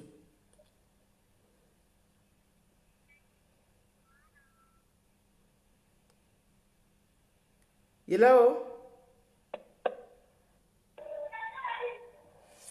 Hello? Hello? This is Melly. This is Melly. Muri sei Kola? Muri sei this is Melly. Ndiri right muri sei? Ndandapinzwa chando na Kola vari pana pakuita kundipisa chai nechirungu chavo chavanga chintaurira panapa. Okay, just kumrotaura like another reason I did it. I was working like Mahure wari kushanda mumastreets. Do you know that there are brothels out there? Brothels? Munazwa kuti kune mabrothels here. Kune mabrothels? Do you know that there are brothels? Okay. Hello? Hello, Trukunzwa, tell us more. Yes, kune mabrothels out there. And the Maura munoona mostly anoshanda mumastreets. One wasingade kubhadhara marents mumabrothels. Okay. Yeah, the brothers out there, let's not put it in a bad way, Mahure. Because there are brothers out there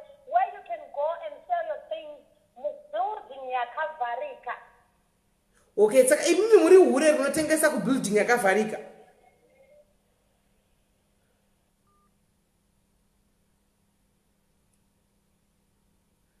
Kwela vaende pisvi.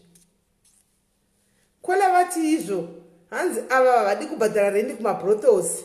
Kune kwaunokwanisa kutengesa muviri wako muri munzvimbo yakavharika. Saka tati kuda kuhwauya kola kuti vanoshandira here kunzvimbo dzinotengeswa muviri vachigara kumabrothels kunzvimbo dzakavharika idzi vabva vakurumidza kudonha.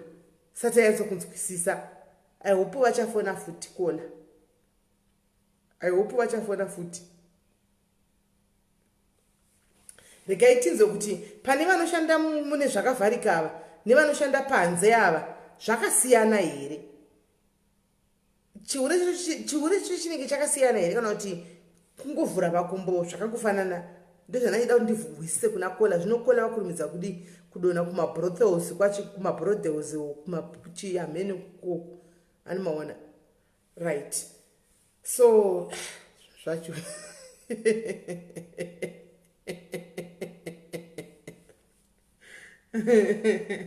Zvamira musha.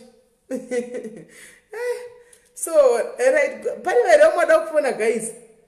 Anza vari kubhadhara mari saka naichida kuisa kuti ivo kola vanoshandira makavharika here. Tiwisise. Zvinokola wabva kurumidza kudonha.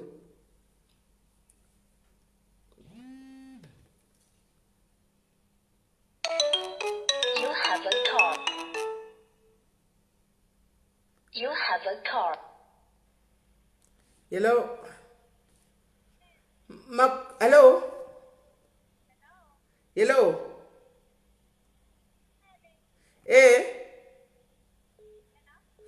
What's that volume?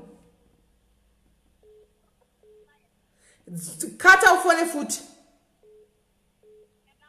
Kata ufone futi.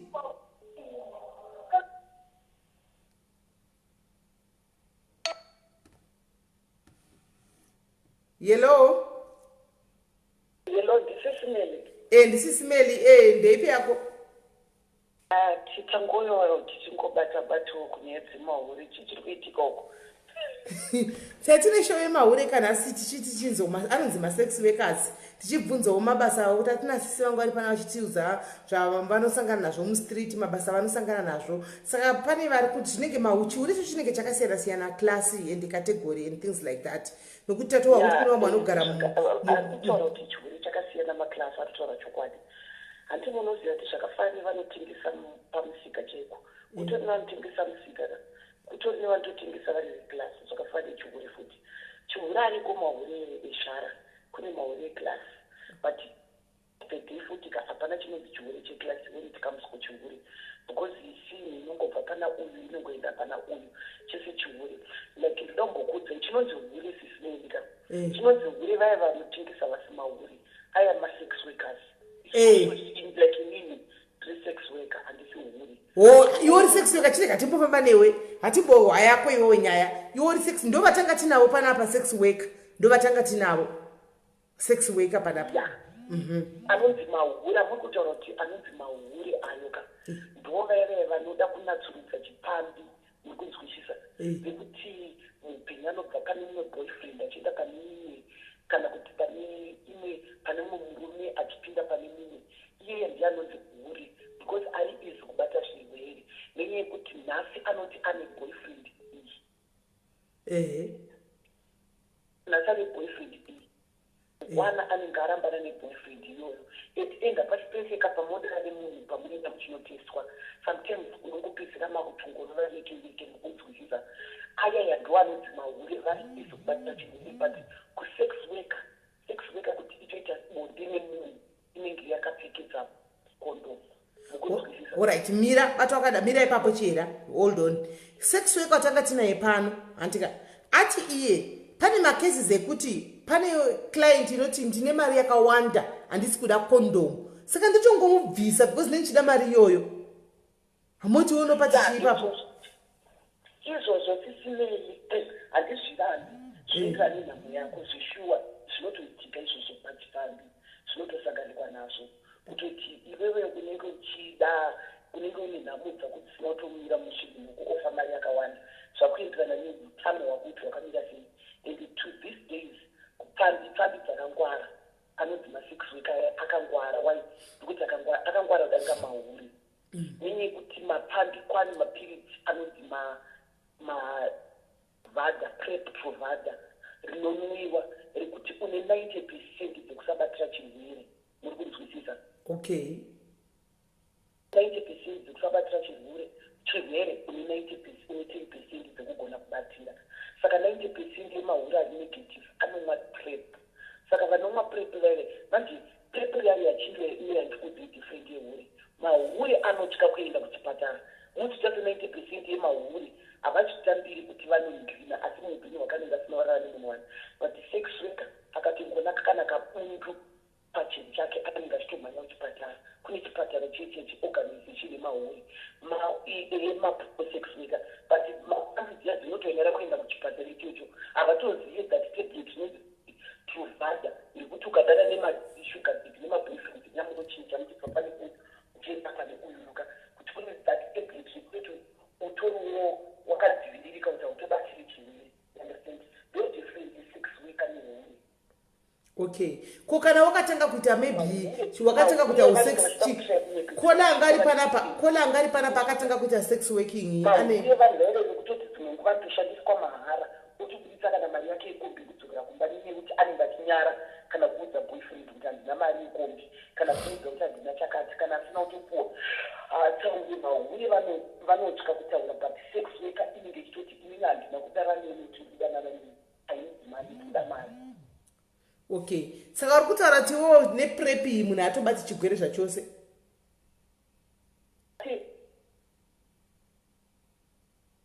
yechera uri kuti neprep iyi munhu atobati chirwere zvachose kana uchiri matemamiro anofanira kuitwa autobatiri chirwere okay matemamiro because prep provide inga itablet rine one color harina ine color ndere blue prep provider rine one color that tablet unoimwa every day wanoitwa ARV okay everyday uchirimwa everyday different yavo kandekuti iwewe ukariregedza example wanenguva uchirimwa ukatoregedza kana zvimwe 2 weeks ngezvimwe system unotogona kusangana nemunhu kuita dzaubatira chirwere ukagona kurinwa chete because rinomwiwa everyday then pane nguva yekuti unyatsoona kuti amazana handisi kuita nesikanzwa handina zvandinosangana nazvo unombomira zvako kurinwa kuzwisisa okay then khona vabva panapa vanga vachitaura nyaya yekuti zvo mubasa ravo resex working mukufamba kwavanoita umo handiti vanosangana nevamwe varume vekuti anototi achibvunza madifficulties marisks arimo mukufamba vakataura marisks ekuti tinogona izvozvo zvinotoitika negrand bokudzai inini handida kutaura maziti vamwe vanenge vakaitikana vanenge vakambosangana nemasituation ega iningozvitora ndichiti ndini ndakambosangana nazvo vatingoti ndini handina basa nazvo ino zvakamboitika kuzimbabwe kugogoka girl akati achitanga kuita musikanzwa atm yangu amerika ngezopiro unoedza dziyapiro dei wafana newhatsapp calling yanga ichiita whatsapp ine number ine whatsapp amerika katondinozvifona newhatsapp yesi zvakamboitika there is a girl ambotorwa zvinotoitika pakawandisa madifficulties anosangana nevasikana chibasa ichichi anditi sometimes unogona kusangana neboko especially tikutaura zvinosanganikwa nazvo inoita uri kuita cheklasi chisiri cheklasi ndobotanga tichitaura iya ndakambona ichitoitwa vamwe mahuri anozviti eklasi ai airememba ndienda muclub sankai vasikana vakanga vachizvitindwa yanozviti mahuri eklasi mahuri aya anga akachena karikwa mabrasini akanaka mahuri aya akaodha mashampeni aya mamoniti vakaodha mashampeni anodhura bill rakasvika ku2.5 murume uyo yakabuda akazari kuenda toileti katiza vasikana vee vakazarwa nebill iroroka apo vasikana vangu vasina kana simbi vakabatirwa mafoni vakaendeswa kumapurisa ine masituation atosangana nemuchiurikai then koita futi vanoita zvemarituals vane belief yekuti hanzi mahuri ndo ane naki kakazhinji kana vachisacrifice vanosacrifice netiyo nemahure saka sometimes pachihure peanechisi because sometimes unotogona kudanana pane vamwe vasikana vamunogona anodanana nemunhu anenge ane mari yekuti ndakapane shamwari yangu yakatogosangana nesituation iyoyo yekuti aidana nemunhu anoitira zvise but end of the day agona kusanganiwa nekurarwa naye kamwe chete inenge uchishandiswa mari chose vanoshandisa mahure because tiri easy kushandisika nenyaya yekuti tinoda mari kuzwisisa. Number 2, remember the other girl wakapyorwa.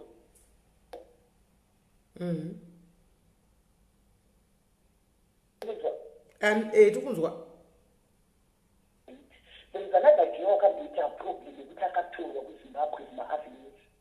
Atorwa musikana uyu akaenda akanzi tikuenda kunaiti vamwe mabharanzi vatanga kuenda vasingatoziye nzvimbo akanzi urikuda mari naiti musikana akati ndikuda $50 ati ndikuda $50 that girl akapuwa $50 tikuenda kuona iti tinogara just anzi ndogara just after 2 gate rekwamureva iye paakaudziwa izvo zvakati padhuzi mota yakarohwa after 2 gate that girl angarimota togate ingoda kapamurume yanzi akatanga kuchinja face chataura hachasiki mota yakarohwa yakananga kwamutoko angari mabhizi nearly maEaster mota rohwa yasvika kwamutoko kwanga kune angatumwa mukomana kuti aunozotsvaga hure vanga richidiwa kusacrifice kumarituals nevamwe vanhu vane mbari vane mbiri vanga vari ikoko nekunzwisisa so that girl asvike ari muhodhi akatanga kuchema kutaura kuti ndine namodza ari kuti ndakadai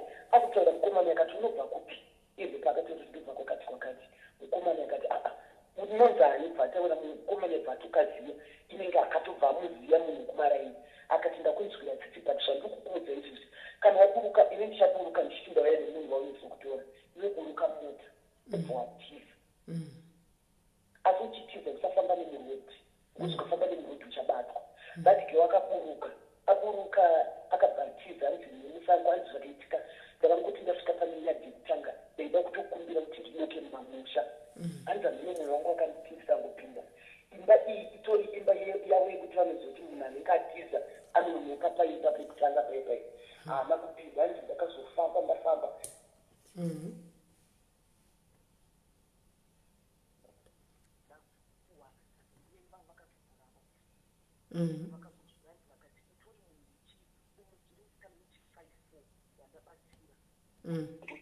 panotogara pachisacrifice vasika zvekuti kana kusini usati wakubuda because mota dzichatendera dzichikutsvaga makusini because vanenge vachikauti uchandikisa chi dotcom riri kuitika vatikewo akaswira dhoudzi nenguyanairai kumazuva ruvira ndopo wakazomupa hedi dzechikuru kuti abude anokwira makombi adzikire kuharare musikana akabva atoridza ine akabva atosiya chiuri because mwari akamupana dzachanzi nekuti asiyi chiuri anditi mamwe masituation ivaya anosanganikwa nawo muchihure futi kuzimbabwe kwakanga kune anonzi blama 1 blama 1 uyu anga ane kagemu futi kekuti akatora vanhu blama 1 anongosvika okutora impavha inofamba nemadifferent cars blama 1 uyu anobva ingoti akatora musikana akapinda mumota anobva atisori bhibhi wake ichwa netsodzi achikutora anoenda newe kumusango onokukumura hembe dzese oita zvaanoda newe okuti ndidyi chinhu changu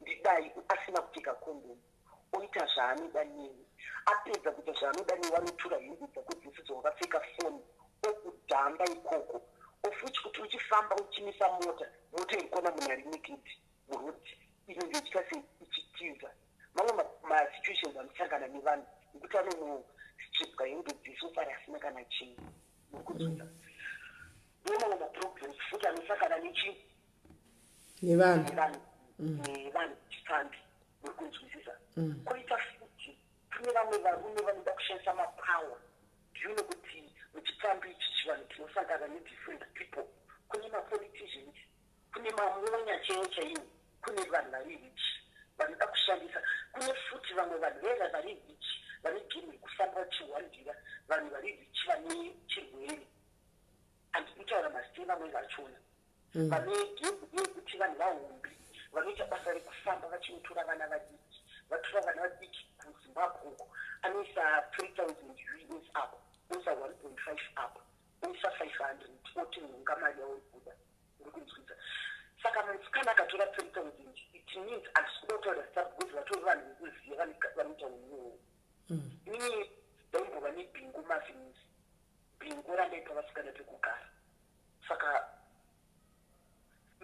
adaro vanotora vana vadiki vereka akatora that 3000 anorara neubhureka kumashure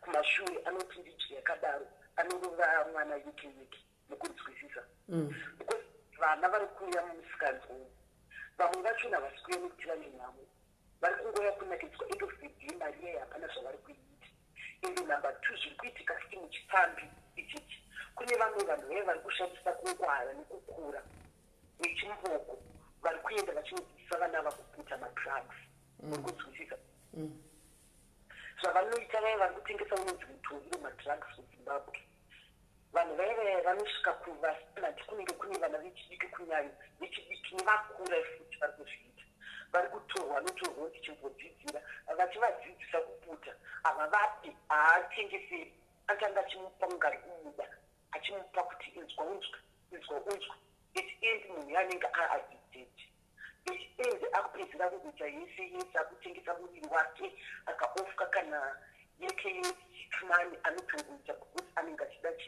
madrugs mamwe masituation ari kusangana muchifambi saka ipamunozoona vamwe vakuti inini ndiri pambi yeclass inini ndiri pambi yakadai but end of the day varume vari kuvatenga vamwe chete asi nzvimbo dzavari kuvatengera nezvavari kuitirana navo chiuri ndodzvimbo dzakasiyana mukunzwisisa but chese chipambi pane vamwe vaida kuzochinatsurudza kuti inini changu chandiri kuita chipambi ndiri kuita zveclass but end of the day ndida kupa example nevarume vanotengesa mafini 90% nevarume vanotengesa mafini mapasta maminista mapolitician nemabusinessmen vasingade kuonekwa mumabhawa because vanobva kuti akapinda mubhawa 2 minutes atorwa mafotos zvio zvakuda pasocial media manewspaper kuti angari mubhawa akabuda nehura akadai saka vanotendeza murodhi those people vanotora murodhi vanhu vavo vatora murodhi ka handivatora mahura muri kuti ndiye nzara but end of the day futi vanozoda nemaslave chief ayaya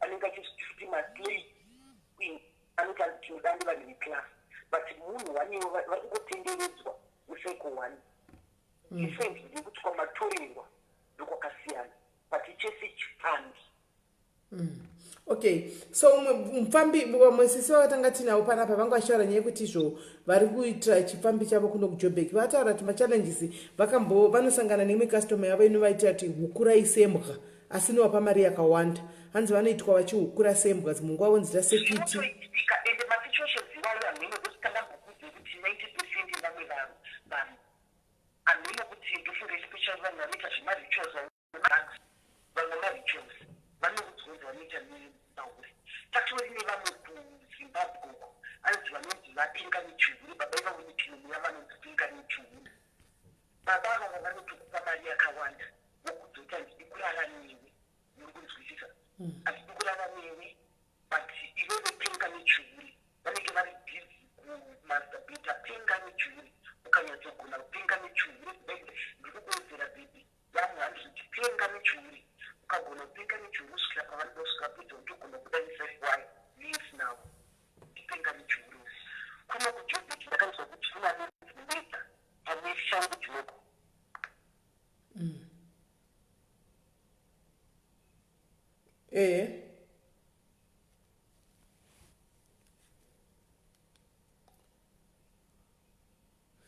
foni yake yakata ndofunga airtime yake yapera anga achiri kutitsanangurira zvinoitika mukati mechihuro kuti zvinofamba sei ndozvaanga ari kutsanangurira kuti mukati mechihuro mune zvakasiyana siyana mune anonzi machichi mune vanonzi machichi mune vanoita zvakadai mune vanoita zvakadai anga ari kutitsanangurira sino airtime yake I think yakata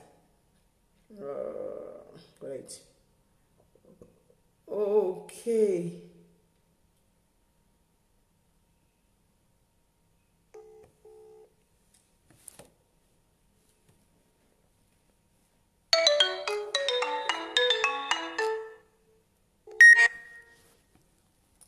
hello kola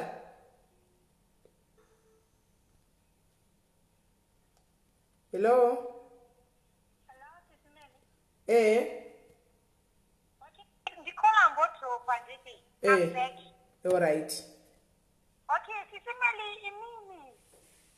Kuti mutibvunze anditi.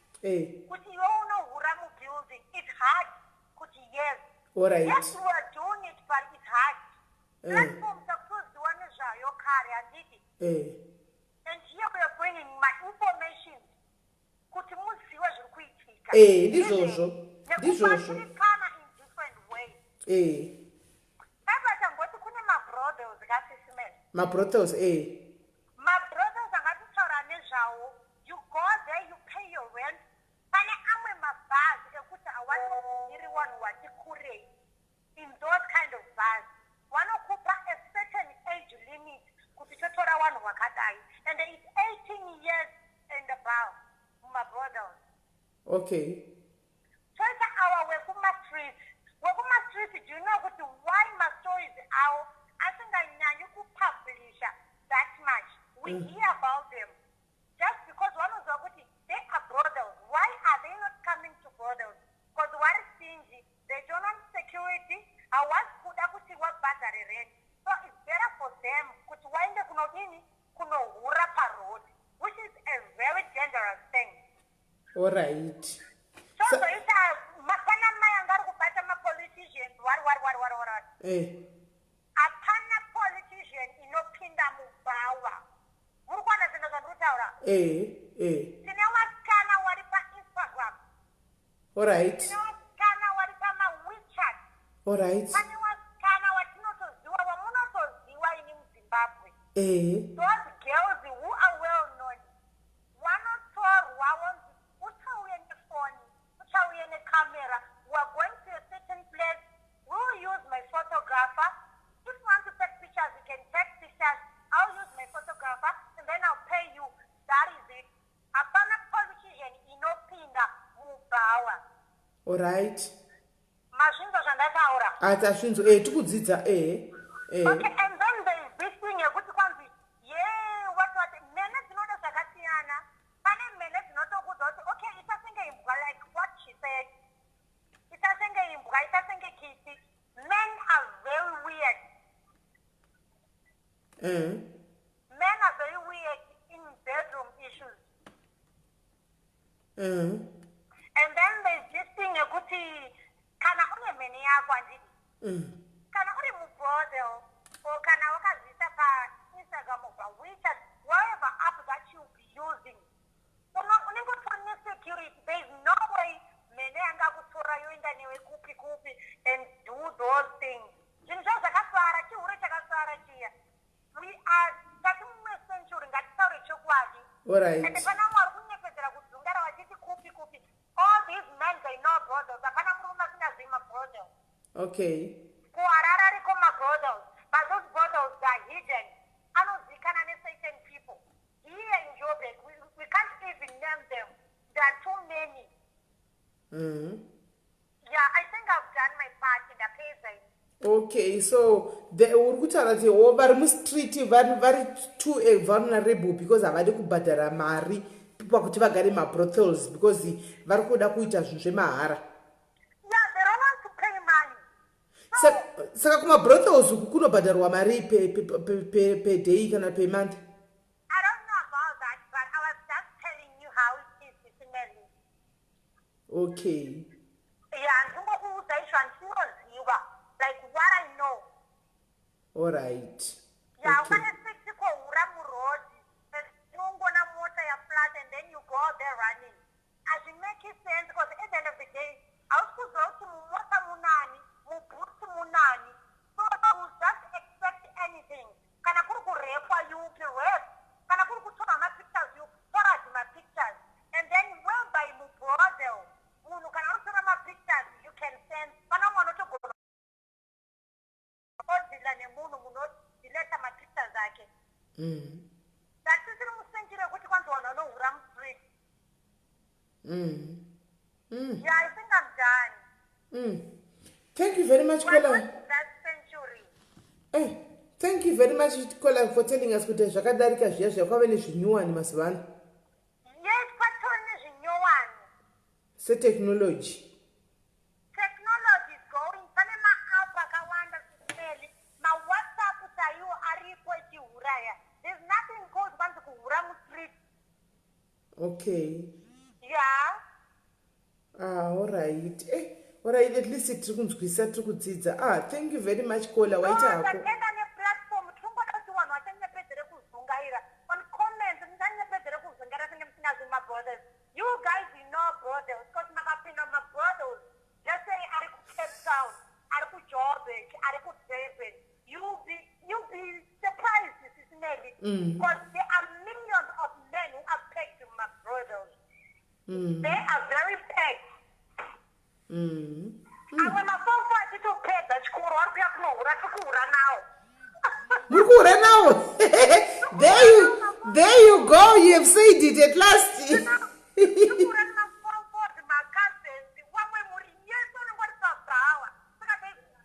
nothing so surprising anymore. Yes, I think my brother man has to be the Mabasa. Okay. Don't say could be my ure ane take account my ure ane that no. I'm my ure Victoria Mare to kona kuto badara ma doctor. Kubadra ma doctor. Toto kona kubadara ma doctor. Toto kona kuto waka Zimba. Bani uma kuto waka 3-4. All right. Nekugara ma bro. I think you stay in Midwest. You think Midwest? No, Rustenburg. If you go to Royal. No, I don't stay. No, I don't stay in Joburg. Okay, if you go to Royal Park. Royal Park Joburg. Royal Park is in Joburg, yes. Okay. Makatarisa moto dzakapakwa ipapo. Ndezemahure. Adzisi dzemhenechete. Okay. Go to Summit. Motarisa parking area. Adzisi dzemhene ndezemahure. We Okay. are actually living and chihure chiri kutonakidza tiri kutochida. And they don't even ask us kuti tiri kuhurirei. Tikungoda mari. Tora bread uende. Okoyo. It's tora bread uende. Tora Mari United. Tora mari United uende. Ndapreza SIS-MELLY. Thank you very much caller, but waramba kutudza kuti ma prizes ekubrothe wakamira sei? Pamapaiza handizivi because munhu nemunhu ane chinhu chake. Okay. Ini ndakangoda kuti yangu nhasi isi 200 rand kana 100 rand, that's me. Okay. And the comment section uchakungoti kana wakambotsenga pete re50 rand pane pete risiri re1000 umwana togona kuchaja 1000 rand. Unochuza kuti unoda zvipi uye uri pabrodo yakaita sei. Okay. Kateze here SIS-MELLY. Tadzidza wena. Thank you very much. No, vanhu vanonyepedzera kuzungaira vachiziva chokwadi ndozvinhu zvinorwadza. Aiwa, sure toti pamukuda ndosishwe no information izvi. Zungaire vanhu ngavanatsokuita open. Uri right caller, vanhu ngavaite open kwenda kuda kudzungaira muimba yeround. Ndinoenda kudai ndakaona munhu nangu ari kunetseka ari kuroha nyora achisiya at the end of the day I'm gonna recruit her. Let me start. We have to tell her back. Just teach her something which is more useful. Because uchaenda kuna umwe mukomana atakuza ndokuda 2 months zvavharana. Woenda kuna umwe 2 months zvavharana. Ari kupera ndiani? Diwe. Saka why can't we do something useful with those things? Of course I know it's a sin somewhere somehow, but why can't we do useful things with those things? Imba dziri kumira inga wani. Wana tiri kuchengeta inga wani. Vari kutororwa muchihure chacho inga wani. Vari kuchata inga wani. So let's not zungaira pacomment section. Muchitatanga muri kuzwa zviri kuitika. Muri kuzwa zviri kuitika. Futi vanhu mucomment section ivavo mwacho ndovanhu ndinge vachitongoinda kunotenga kuko kwavataura uko. You are my client, and they were room. We don't talk about it. You go to Finnegan, you go to the movie, you go to Vanderbilt, they are selling their magaro, but we don't care, we don't talk about it. That's the thing, it's not all about judging. Yeah, true. Okay, your situation in Ripo, what is useful? Watengwa, and I go road. Osaka usingatengi unoenda kurodi. Mostly I think the one was in that Tengwa no Ramu road. All right. Personally, the original market. Pane one or not, the one in market is a town. Foreign mari uyenge, that market is a town. All right. Pane was not market. So put unoguma to share rent here. Do you understand those things? Because in Angatenge is better one with the end of the day. Put in different one with Maria Kutichi, about the rent here and a better racket.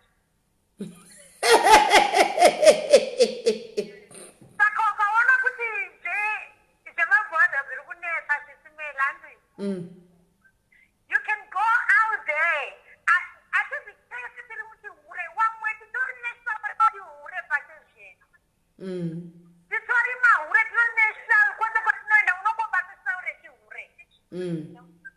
yes. This doesn't turn us a song, and things are good.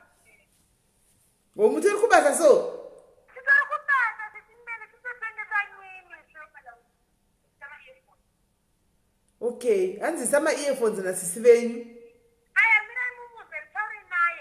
You know? Hello, ko SIS makadiko sisi. Tiribo. That's all the purpose at this good disturb here. All right. Okay. Hey.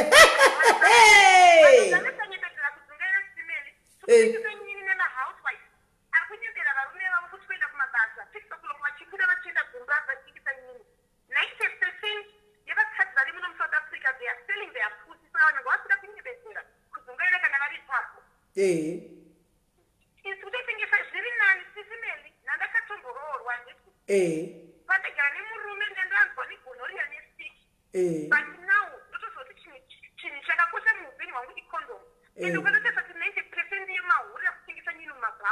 they are negative.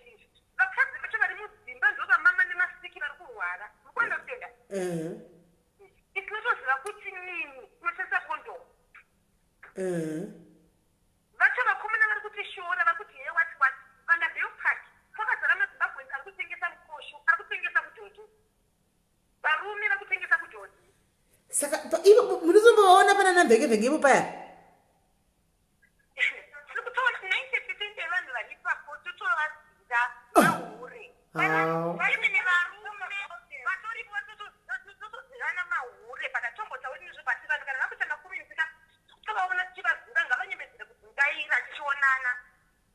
Maiwe, kwa msayepedzera kuzungaira makomenzi umu. Makomenzi kwa msayepedzera kuzungaira umu.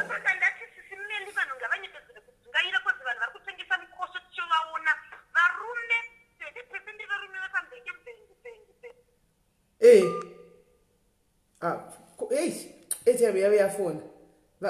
ATM yawe yafona ndinga vashape kutenga vari pabasa.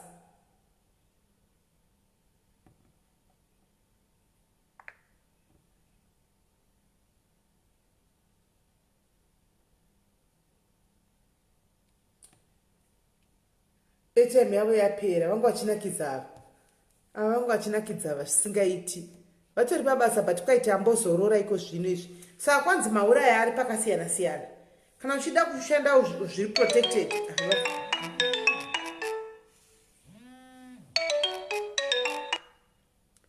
Hello kola. Hello. Ndikukunzwa mbijani wedzera volume mbijani. Okay. Yeah, takunzwa. Okay. I just wanted to make a comment about these people who are doing this job. To be honest, I don't think any of them need help with money because they've already started a certain lifestyle. And then if you give them money, then they're still going to go back to their jobs. So what they need help with is counseling to get them out of the situation that they're already in. And they have to come up with a plan. They have to come up with a plan of how they're going to get out of this first and what they're going to do afterwards. Don't laugh, Sis Melly. No, I'm laughing at the comment that I've seen here to say to people, the viewers, the views that have dropped because people are scared of being exposed.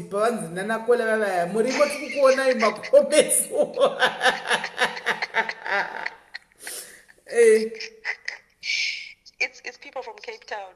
They seem to be the popular ones. Anyway, so I think that's what they need. They need someone who can counsel them, and then they have to come up with a plan of how they're going to get out of the situation. And then afterwards, that's when people can come in with contributions.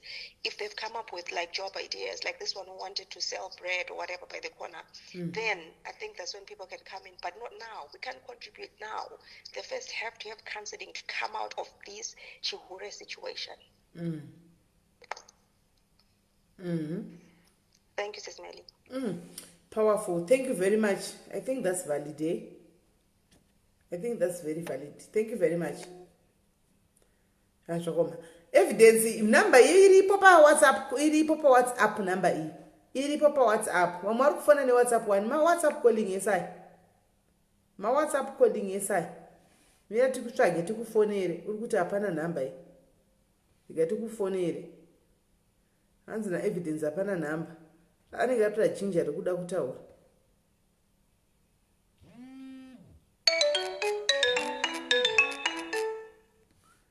Kola, hello.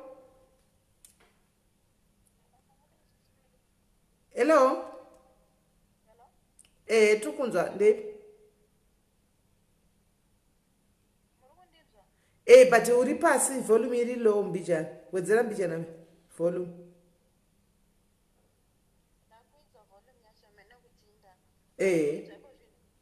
Zvana nazvo.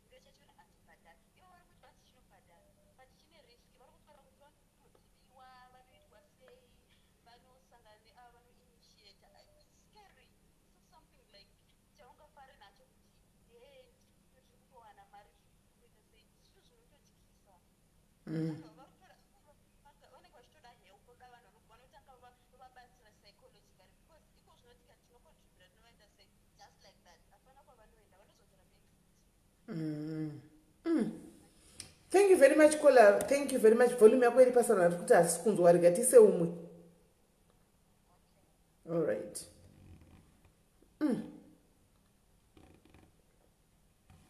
Yapakaipa. Gaitiwe huru yadzo.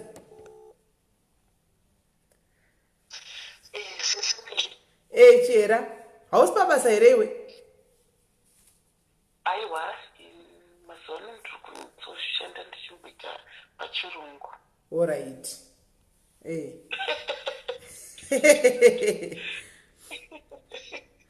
Vanakola vapedzera vaya kwanzi zhinji mucomment section musanyembera zongera tokuzivai manamba zabva ati wakudona zvikai tokuzivai tokufumbira tisangana kumakona uko.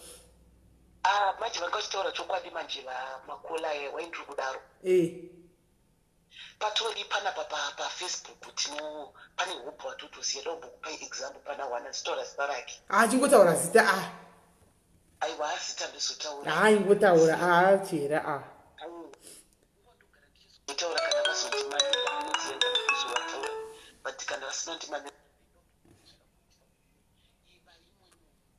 evhengi vanenge vachizvita vakapinga vatodrefa mabhinzi mumu zvaakaita hanzi musikana uyu aidanana akadana neboyfriend akatanga chifugundechi achitori musikana achitouya kuno kusouth africa achitengesa chimuviri achidzokera adana nemukomana akati ndikudana nemusikana unganichi akarongeka mukomana bva atonobvisa tupfuma musikana kutanga kuunganidza mari kuti vaiti sei vachati muchato wakuda kusvika musikana akabatwa red handed neshamwari yemukomana aianzi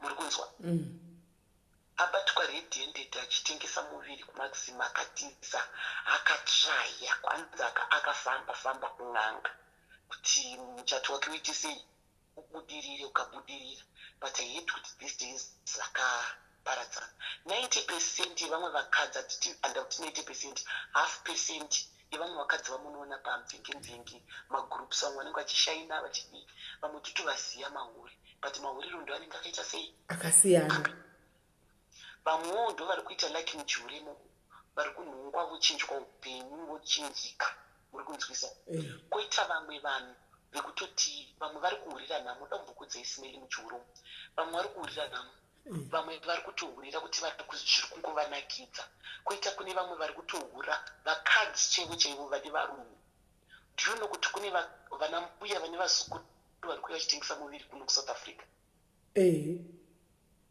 variko muno musouth africa vari kutengesa vakadzi cheko kuti anotosiya murume achibva achitindi kuenda kubasa achiuya achitengesa muviri ndoda kumbokudzai futi ndiyono kuti kune vakadzi vari kutengesa muviri imomo vamwe vari kusvika pakusacrifica kutorombera chihure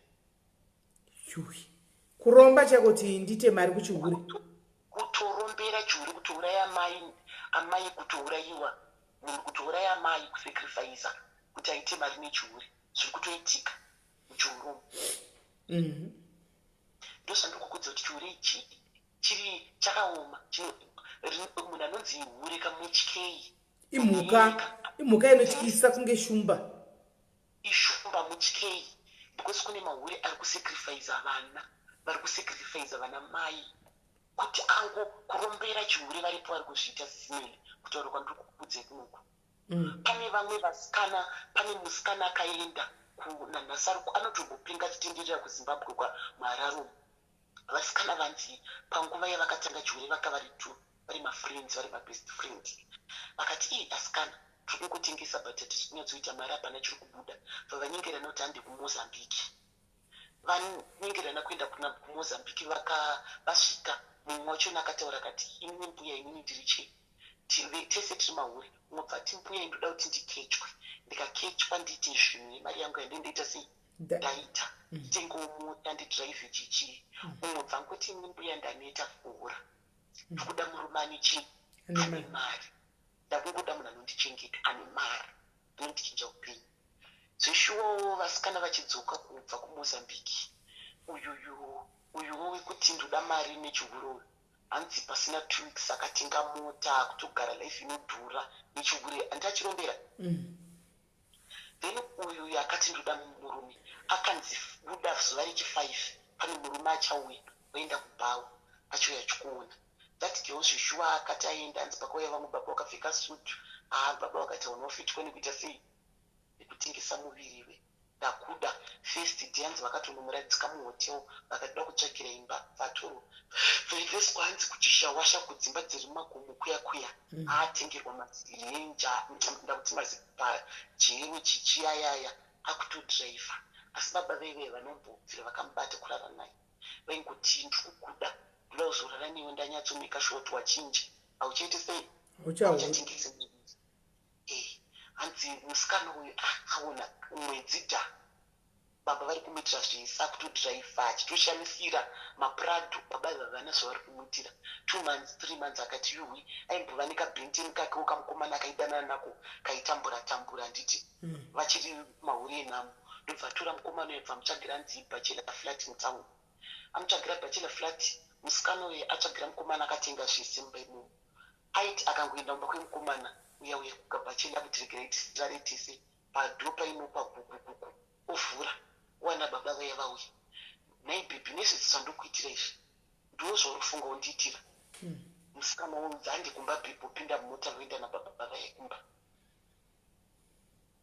zvikungoramba zvichiitika vatsvaga vari imboti ngatikoti chinoonana nomuti vanotoonana vachidya vakuda kuita padhoo gugugugu wafunga kuti uda ine mari yangu muri kunzwa musikana uyu akatanga kufungira akazoenda hanzi kuchina akatenga tiketi akaenda kuchina akatengera boyfriend akati ngatimbone nevhataini tiri kuchina kabhenteni kake ari kuchina kuya futi zvakuda kuitika gugugu baba ve watenga tiketi rekuya kuchina nemari yangu wakuya nekabhenteni ndakubhukira rumu iyi tikunorara murumu yavamubati vasi kurara naye muri kunzwa musikana yakatanga kufungira kuti wai baba avo vachiziva mamuvhimenti angu ese munhu ari kuvaudza ichi shamwari yangu kuzi shamwari yake yanga iri shamwari vachifamba vachiita zvese vese akati musikana uyu ndiye chete ari kuudza chi baba atotanga kuungana aakwira bhasi adzokera kumozambiki akanoti mbuya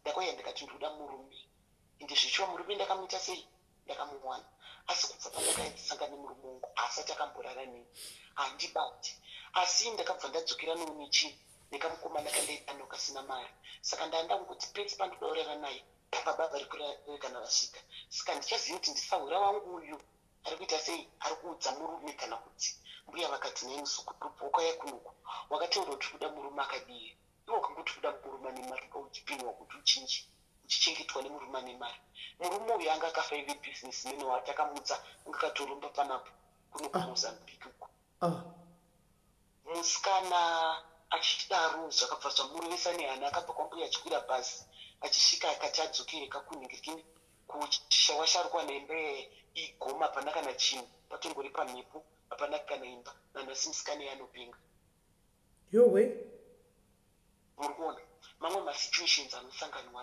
muchihure saka zvandikukudze kuti chihure ichi chisisimeli kamakasi mahure masoja mahure they can do anything muchihure kune mahure vanoisana acid kuisirana sisimeli muzoti chihure chiri especially chekuno kusouth africa chiri fani chinondinakidza waiti kuti chinondinakidza munhu anenge achitohura achitengesa muviri ka anenge atori nemunhu anotonzwa nemurume wake muri kunzwa anenge achitoziva kuti ari kuita nezvinhu achitouya achitomutora basi achitonzi murume wanyengu yakagara pakukona bhebhi riya rototengera murume wacho una bhaketi redoro rotoiswa pakona achitonzi murume wangu achitopedza achitorana isusu tinoziva kuti palaidi pachivanhu chedu chekuzimbabwe hazviiti murume akakwana kana murume anokuda handifungi kuti angabotolarata kuti warara nevarume kana kuti 20 muri kunzwisisa uti anokuda murume wangu zvese zviri kuitika muchihure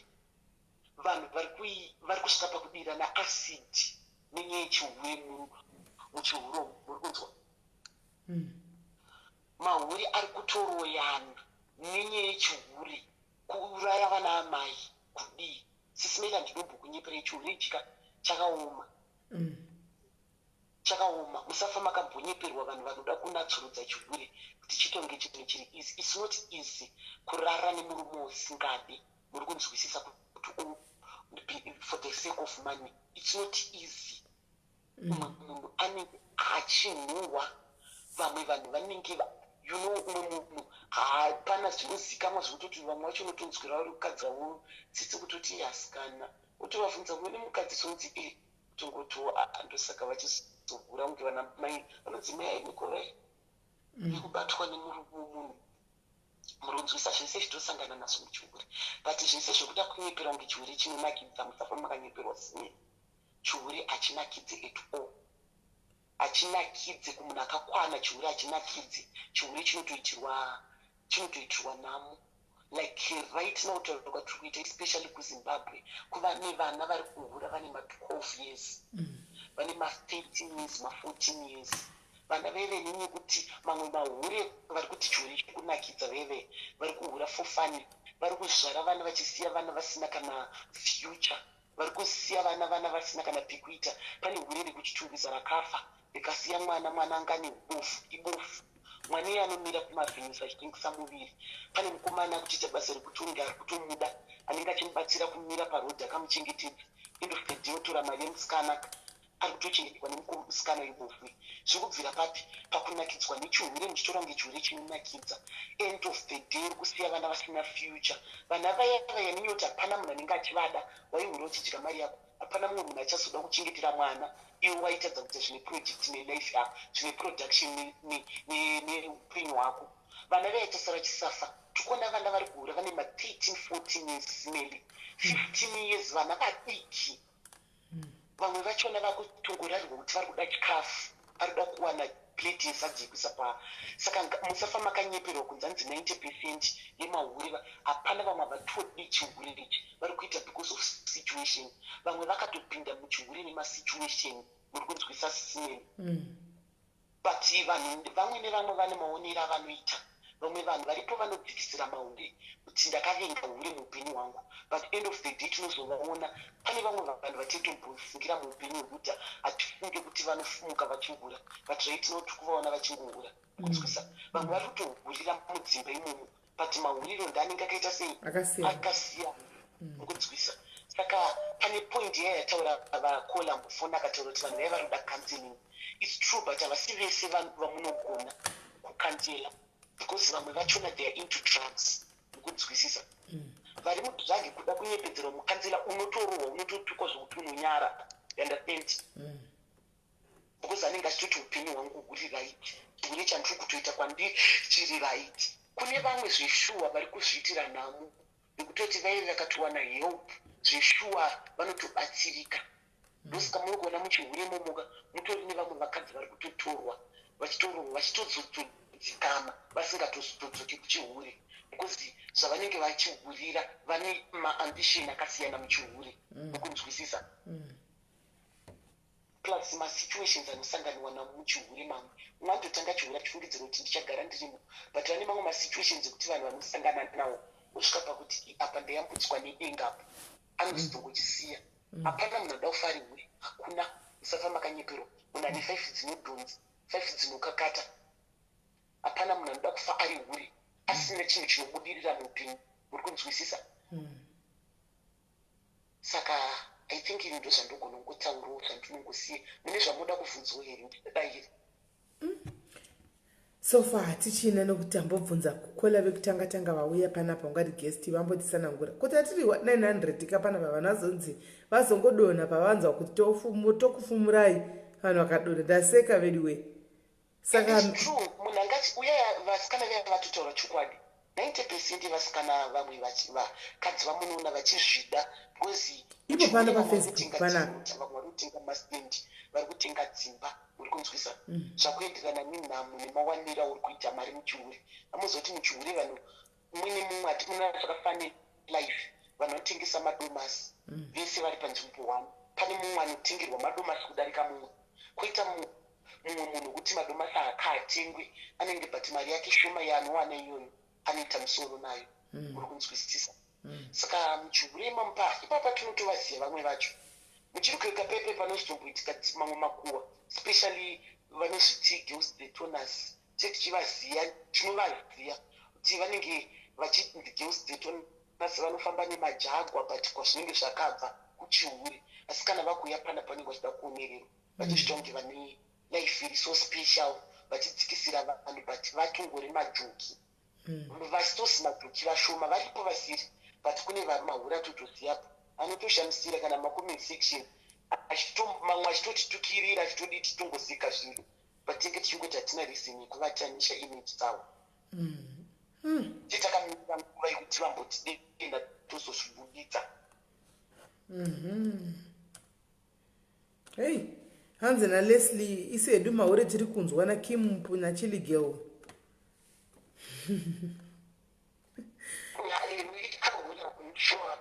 ukamufana kangwara kajoki yako but katori right because kanozvibudira pachena ivo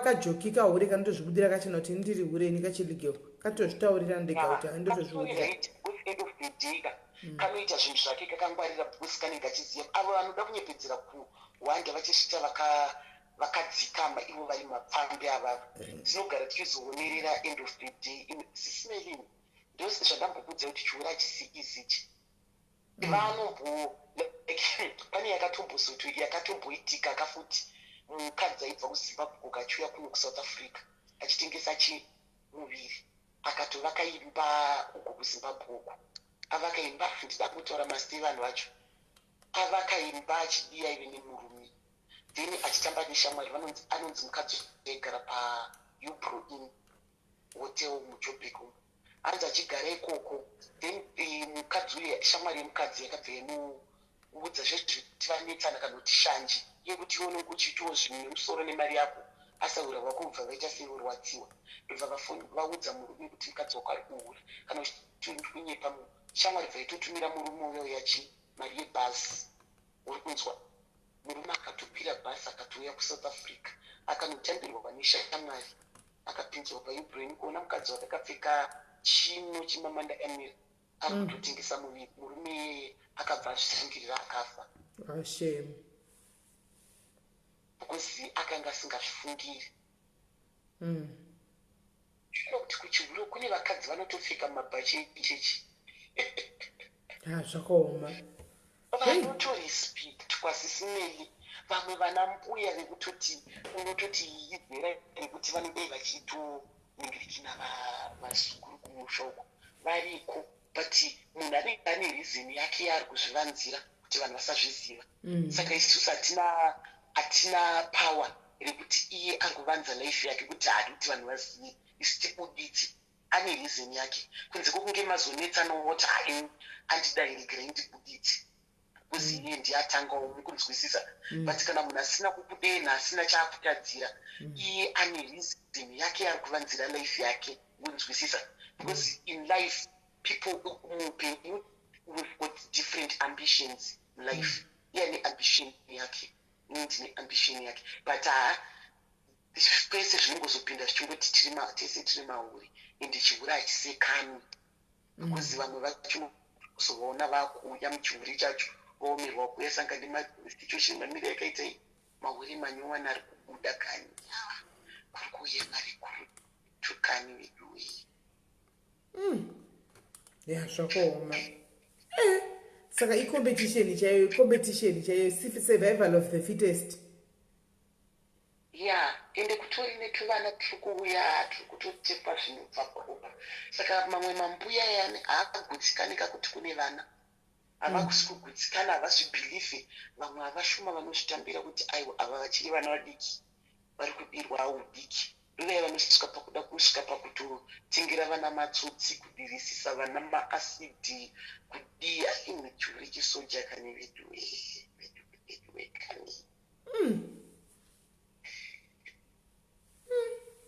tayo pakaoma aiwa tadzidza tanzwisisa waita hako chihera waita hako tanyatsonzwisisa manje tanyatsonzwisisa iwe kole wokutanga enda zvamuda kungoudza vanhu chero vari kunze vari kufunga kuti vanoda kuita chiuri ungangovasira this message kuti chiuri hachisinyore kana uchitowa kuchiuri wotozotiwa touya kuchisoja training yechisoja unenge wauya because its do or die indambonzwa vamwe sisi vachitaura kuti hanzi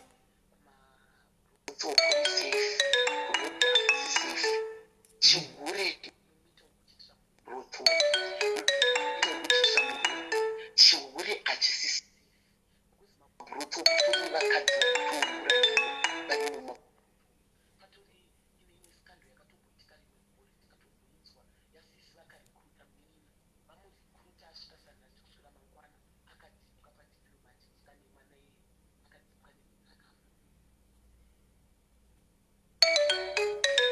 munhu ari kufona manje akuovharaita chera panapa ndoda kungosiya ndekuti vanhu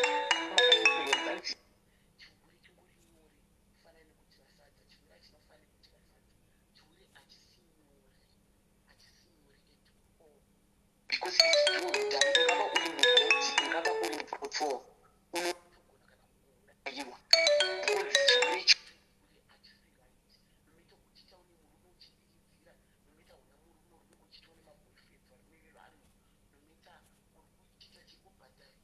because chirecho chese chinokwirwa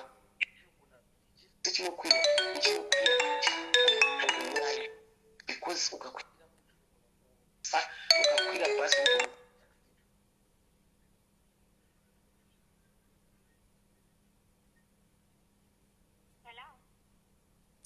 taura ikona marava muchingofona tichingokata muchingofona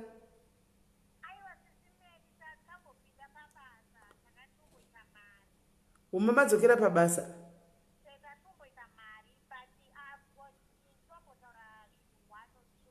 alright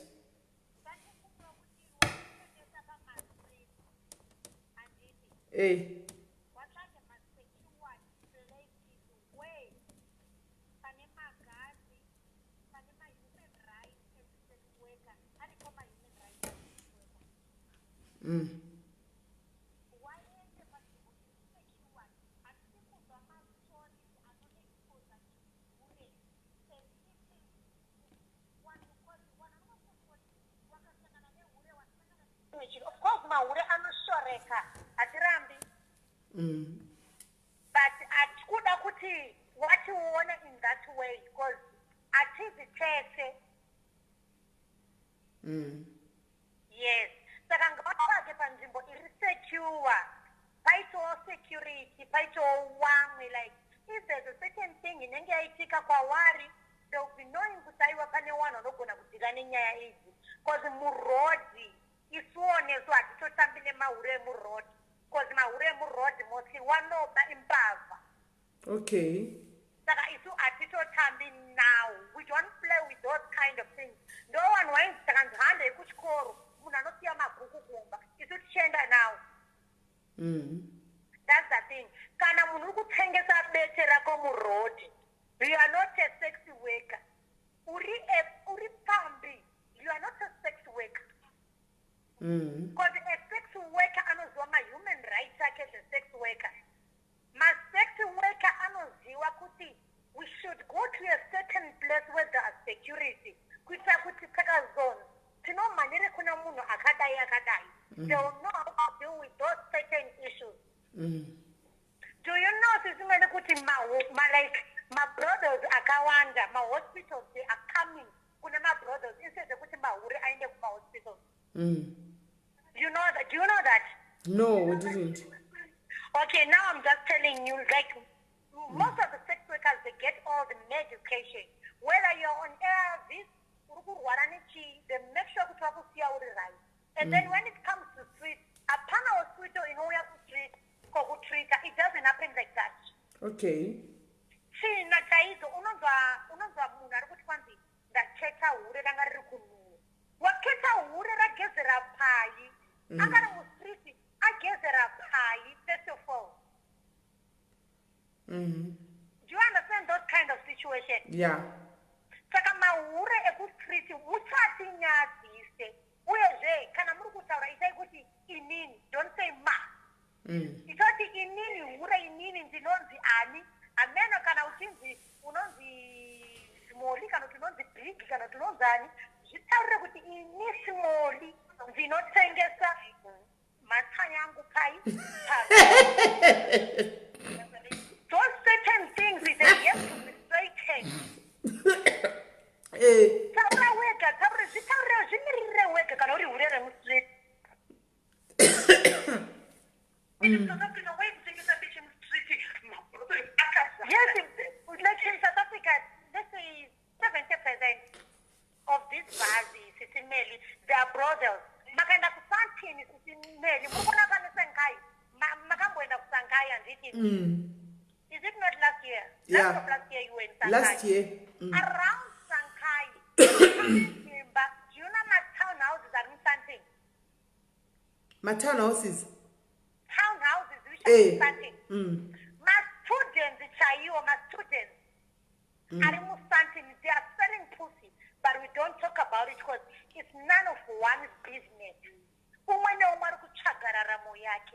we understand each other? And the comment section, you couldn't go recognize that. As you are giving me, because my salary doesn't come from you. Where was the comment section? That's no good. Summary, I read my post, I wonder like my cousin, Thomas Kijanje. And my post, I got some Buddha Ashinzi. And on my way to I talk when I will think it's a mad joy.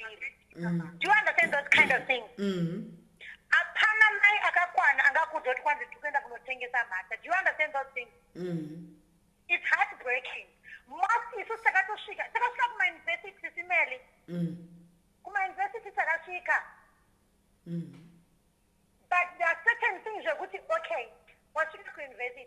You have done so and bachelor. There's nothing working out in Zimbabwe. You come here, but talk about a connection. I will make a connection. We have to try 1 2 1 2. The corner change it, that's what I do. But I'll make sure I'm using the right thing with the right job. Can I look when I'm going to Tonga? No Tonga and Jega. Do you understand those certain things? Tell my one go add. Tell my one go add. In the situation, it's good to speak as like the people to 90%. Give us kind of a comment. Tutu Zugana, Mauri, but you're going to be pretend that you take a leg you are a social little, but say it's good to get some matter. And we married tired, we don't even talk about them. I never more cards or Facebook. My retired bitches. What I got to go? She go back to where you are getting of guys. We do respect them. Kawari and everything, we do respect them. Because we are not here to name shame. At least on a savage. And yes, good they show what this is email and this. We're going to talk group remedy. We want to change and check the rest maure and the rest is maure. Right now. Mazimba ecosystem many are never putting it at the door. But you not so now kumdenge but to comment about to cover what you see, but it's not what it is. The river Vanotengesa, but putting it at the shoe. I think what it's team retona. Yes, team Banana, team retona. We speak about what you wrote, we call shock on our room. This is merely Munavati, my housewife, and Muchanya Kutada, and the put and this is attack. I was already choke. I was this was so sure. Tora Jura, she said, Can you Magana? Jura, she said, Can you Magana Chaura? This is man in the Buddha bow and upper bow. Runata gonna view yes. That's not of Tarazin, Jiripo, Murwana, my housewife. Muruma can I see Buddha Max and I said, Make sure I go to know that are quick life. But at the end of the day, you won't tell us to take up a comment section. This is Maura. Murumo got to change some course of that one. Shit. And you're not going to find no female. Galazzi Bassa, Kukushan never never. What Mazimba a cover of Vanda Bell. Uncle who got the same Kazimba after Timon end up back. But she was Mukosh. Another batcha changer. Another baby. And this is what about she. I'm checking you out. You just say this is a gentleman. I'm gonna go take her from here to there. And somebody blaming you about judges. No, we don't judge that. But we never call a man. Cause him something like 2.5 days. A day. Okay.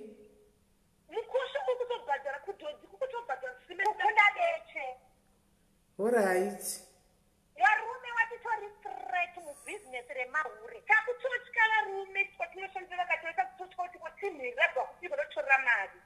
Yeah. Maita yenyu Matuza. Next time takaona varume vachituka vakadzima comment section takunyatsoda kuvaudza chokwadi.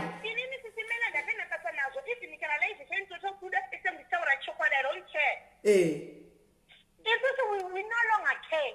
Because we comment on a certain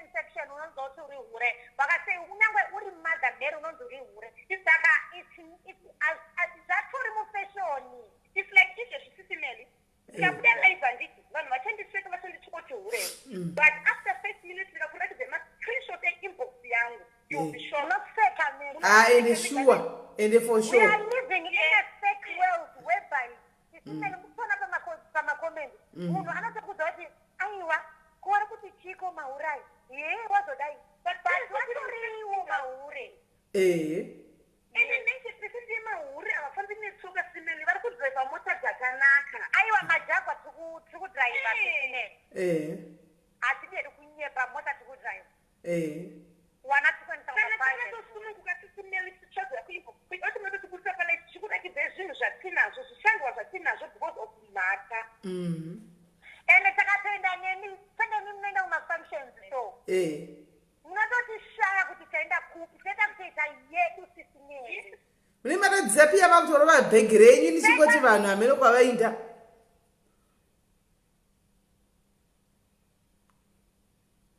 Hello? Hello? Asikana wangu vainde bhikwa. Vadona. Airtime yavo inenge yapera. Iwi, guys, andi mazvinzwira. Kwanzi 98% yepamvenge especially varume.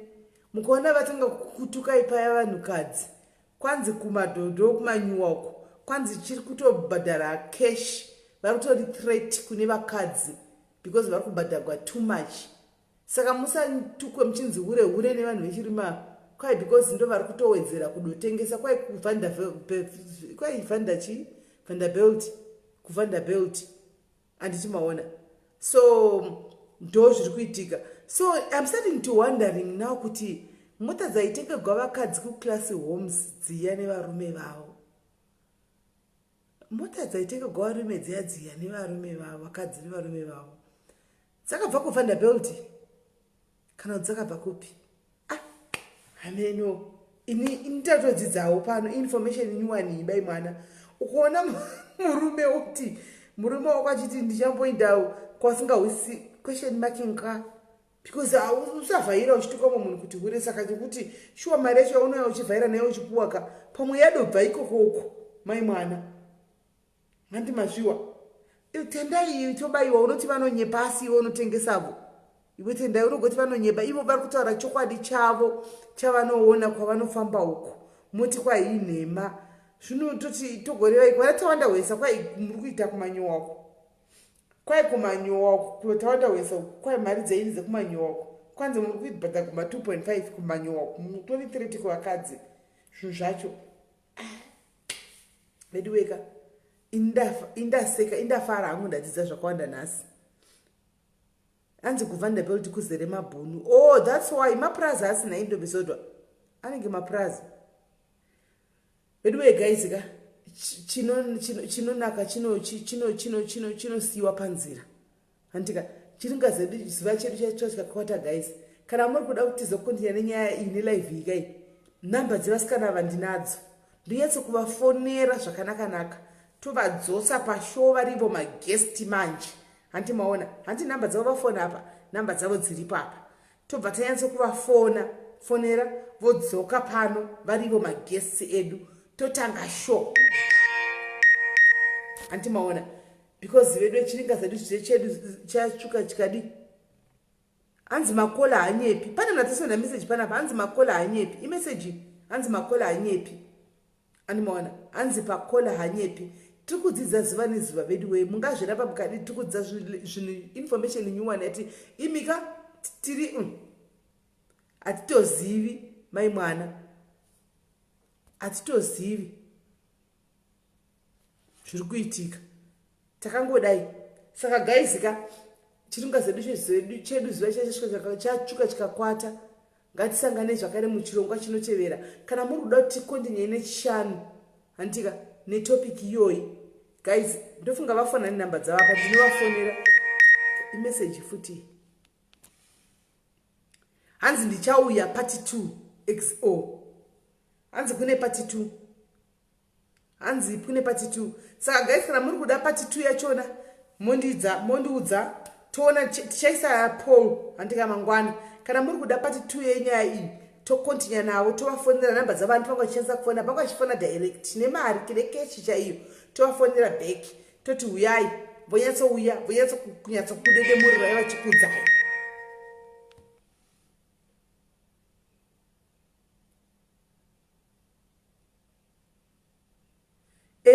Hanzi I've got my own house nakona saka handi muri kuzvinzwa. Hanzi most of the callers vanotoziva handi muri kuona. So guys, let's have party 2 on Friday. Let's continue on Friday. Andika, let's continue on Friday nechirongwa. Let's continue on Friday totangira ipapo guys. Morra zvakanaka atisi kuirepa because atisi kuivhara tiri kukontinya nepati 2 on Friday antika. So vari kuti tikontinye neFriday sai malove nemalikes tione vari kuti Friday tokontinya nayo. Vanoita nguva vanocreata time vakawanda vanocreata time apo vanocreata time tikavapa time vanenge vachinjana mwakambouya moenda kubasa mouya oenda kubasa. Vari kuti tikontinye Friday guys isai malove nemalikes tione tidzidze. Inangu ndatodzidza zvakawanda shuwa zvakandisingadoziviwo ndatodzidza. Aya malove nemalikes aya handimaona. Saka let's to be continued. Let's not wrap this up andika. Let's not close this show. Friday we are going to continue totangira zvakare ipa patagumira pano andika. Kwanhasi ngatichigumirai pano timbonorara handiti mangwana tinomuka tichienda kumabasa tichienda kuzvinhu zvakasiyana-siyana handitika. Hanzi chiuru hachisekani chokwade Mavis hachisekani mangwana ndiwewo. Saka ngatichivatai zvakanaka murare munyasha murare murudo muchengetedzwe tosangana zvakare muchirongwa cheFriday same time tichidzidza zvakare. Next Friday ndoda kutsvagirai 5 vanenge vachifona vari 5 antika tichidzidza antika morara zviripo guys tosangana pachikamu chinotevera. Good night.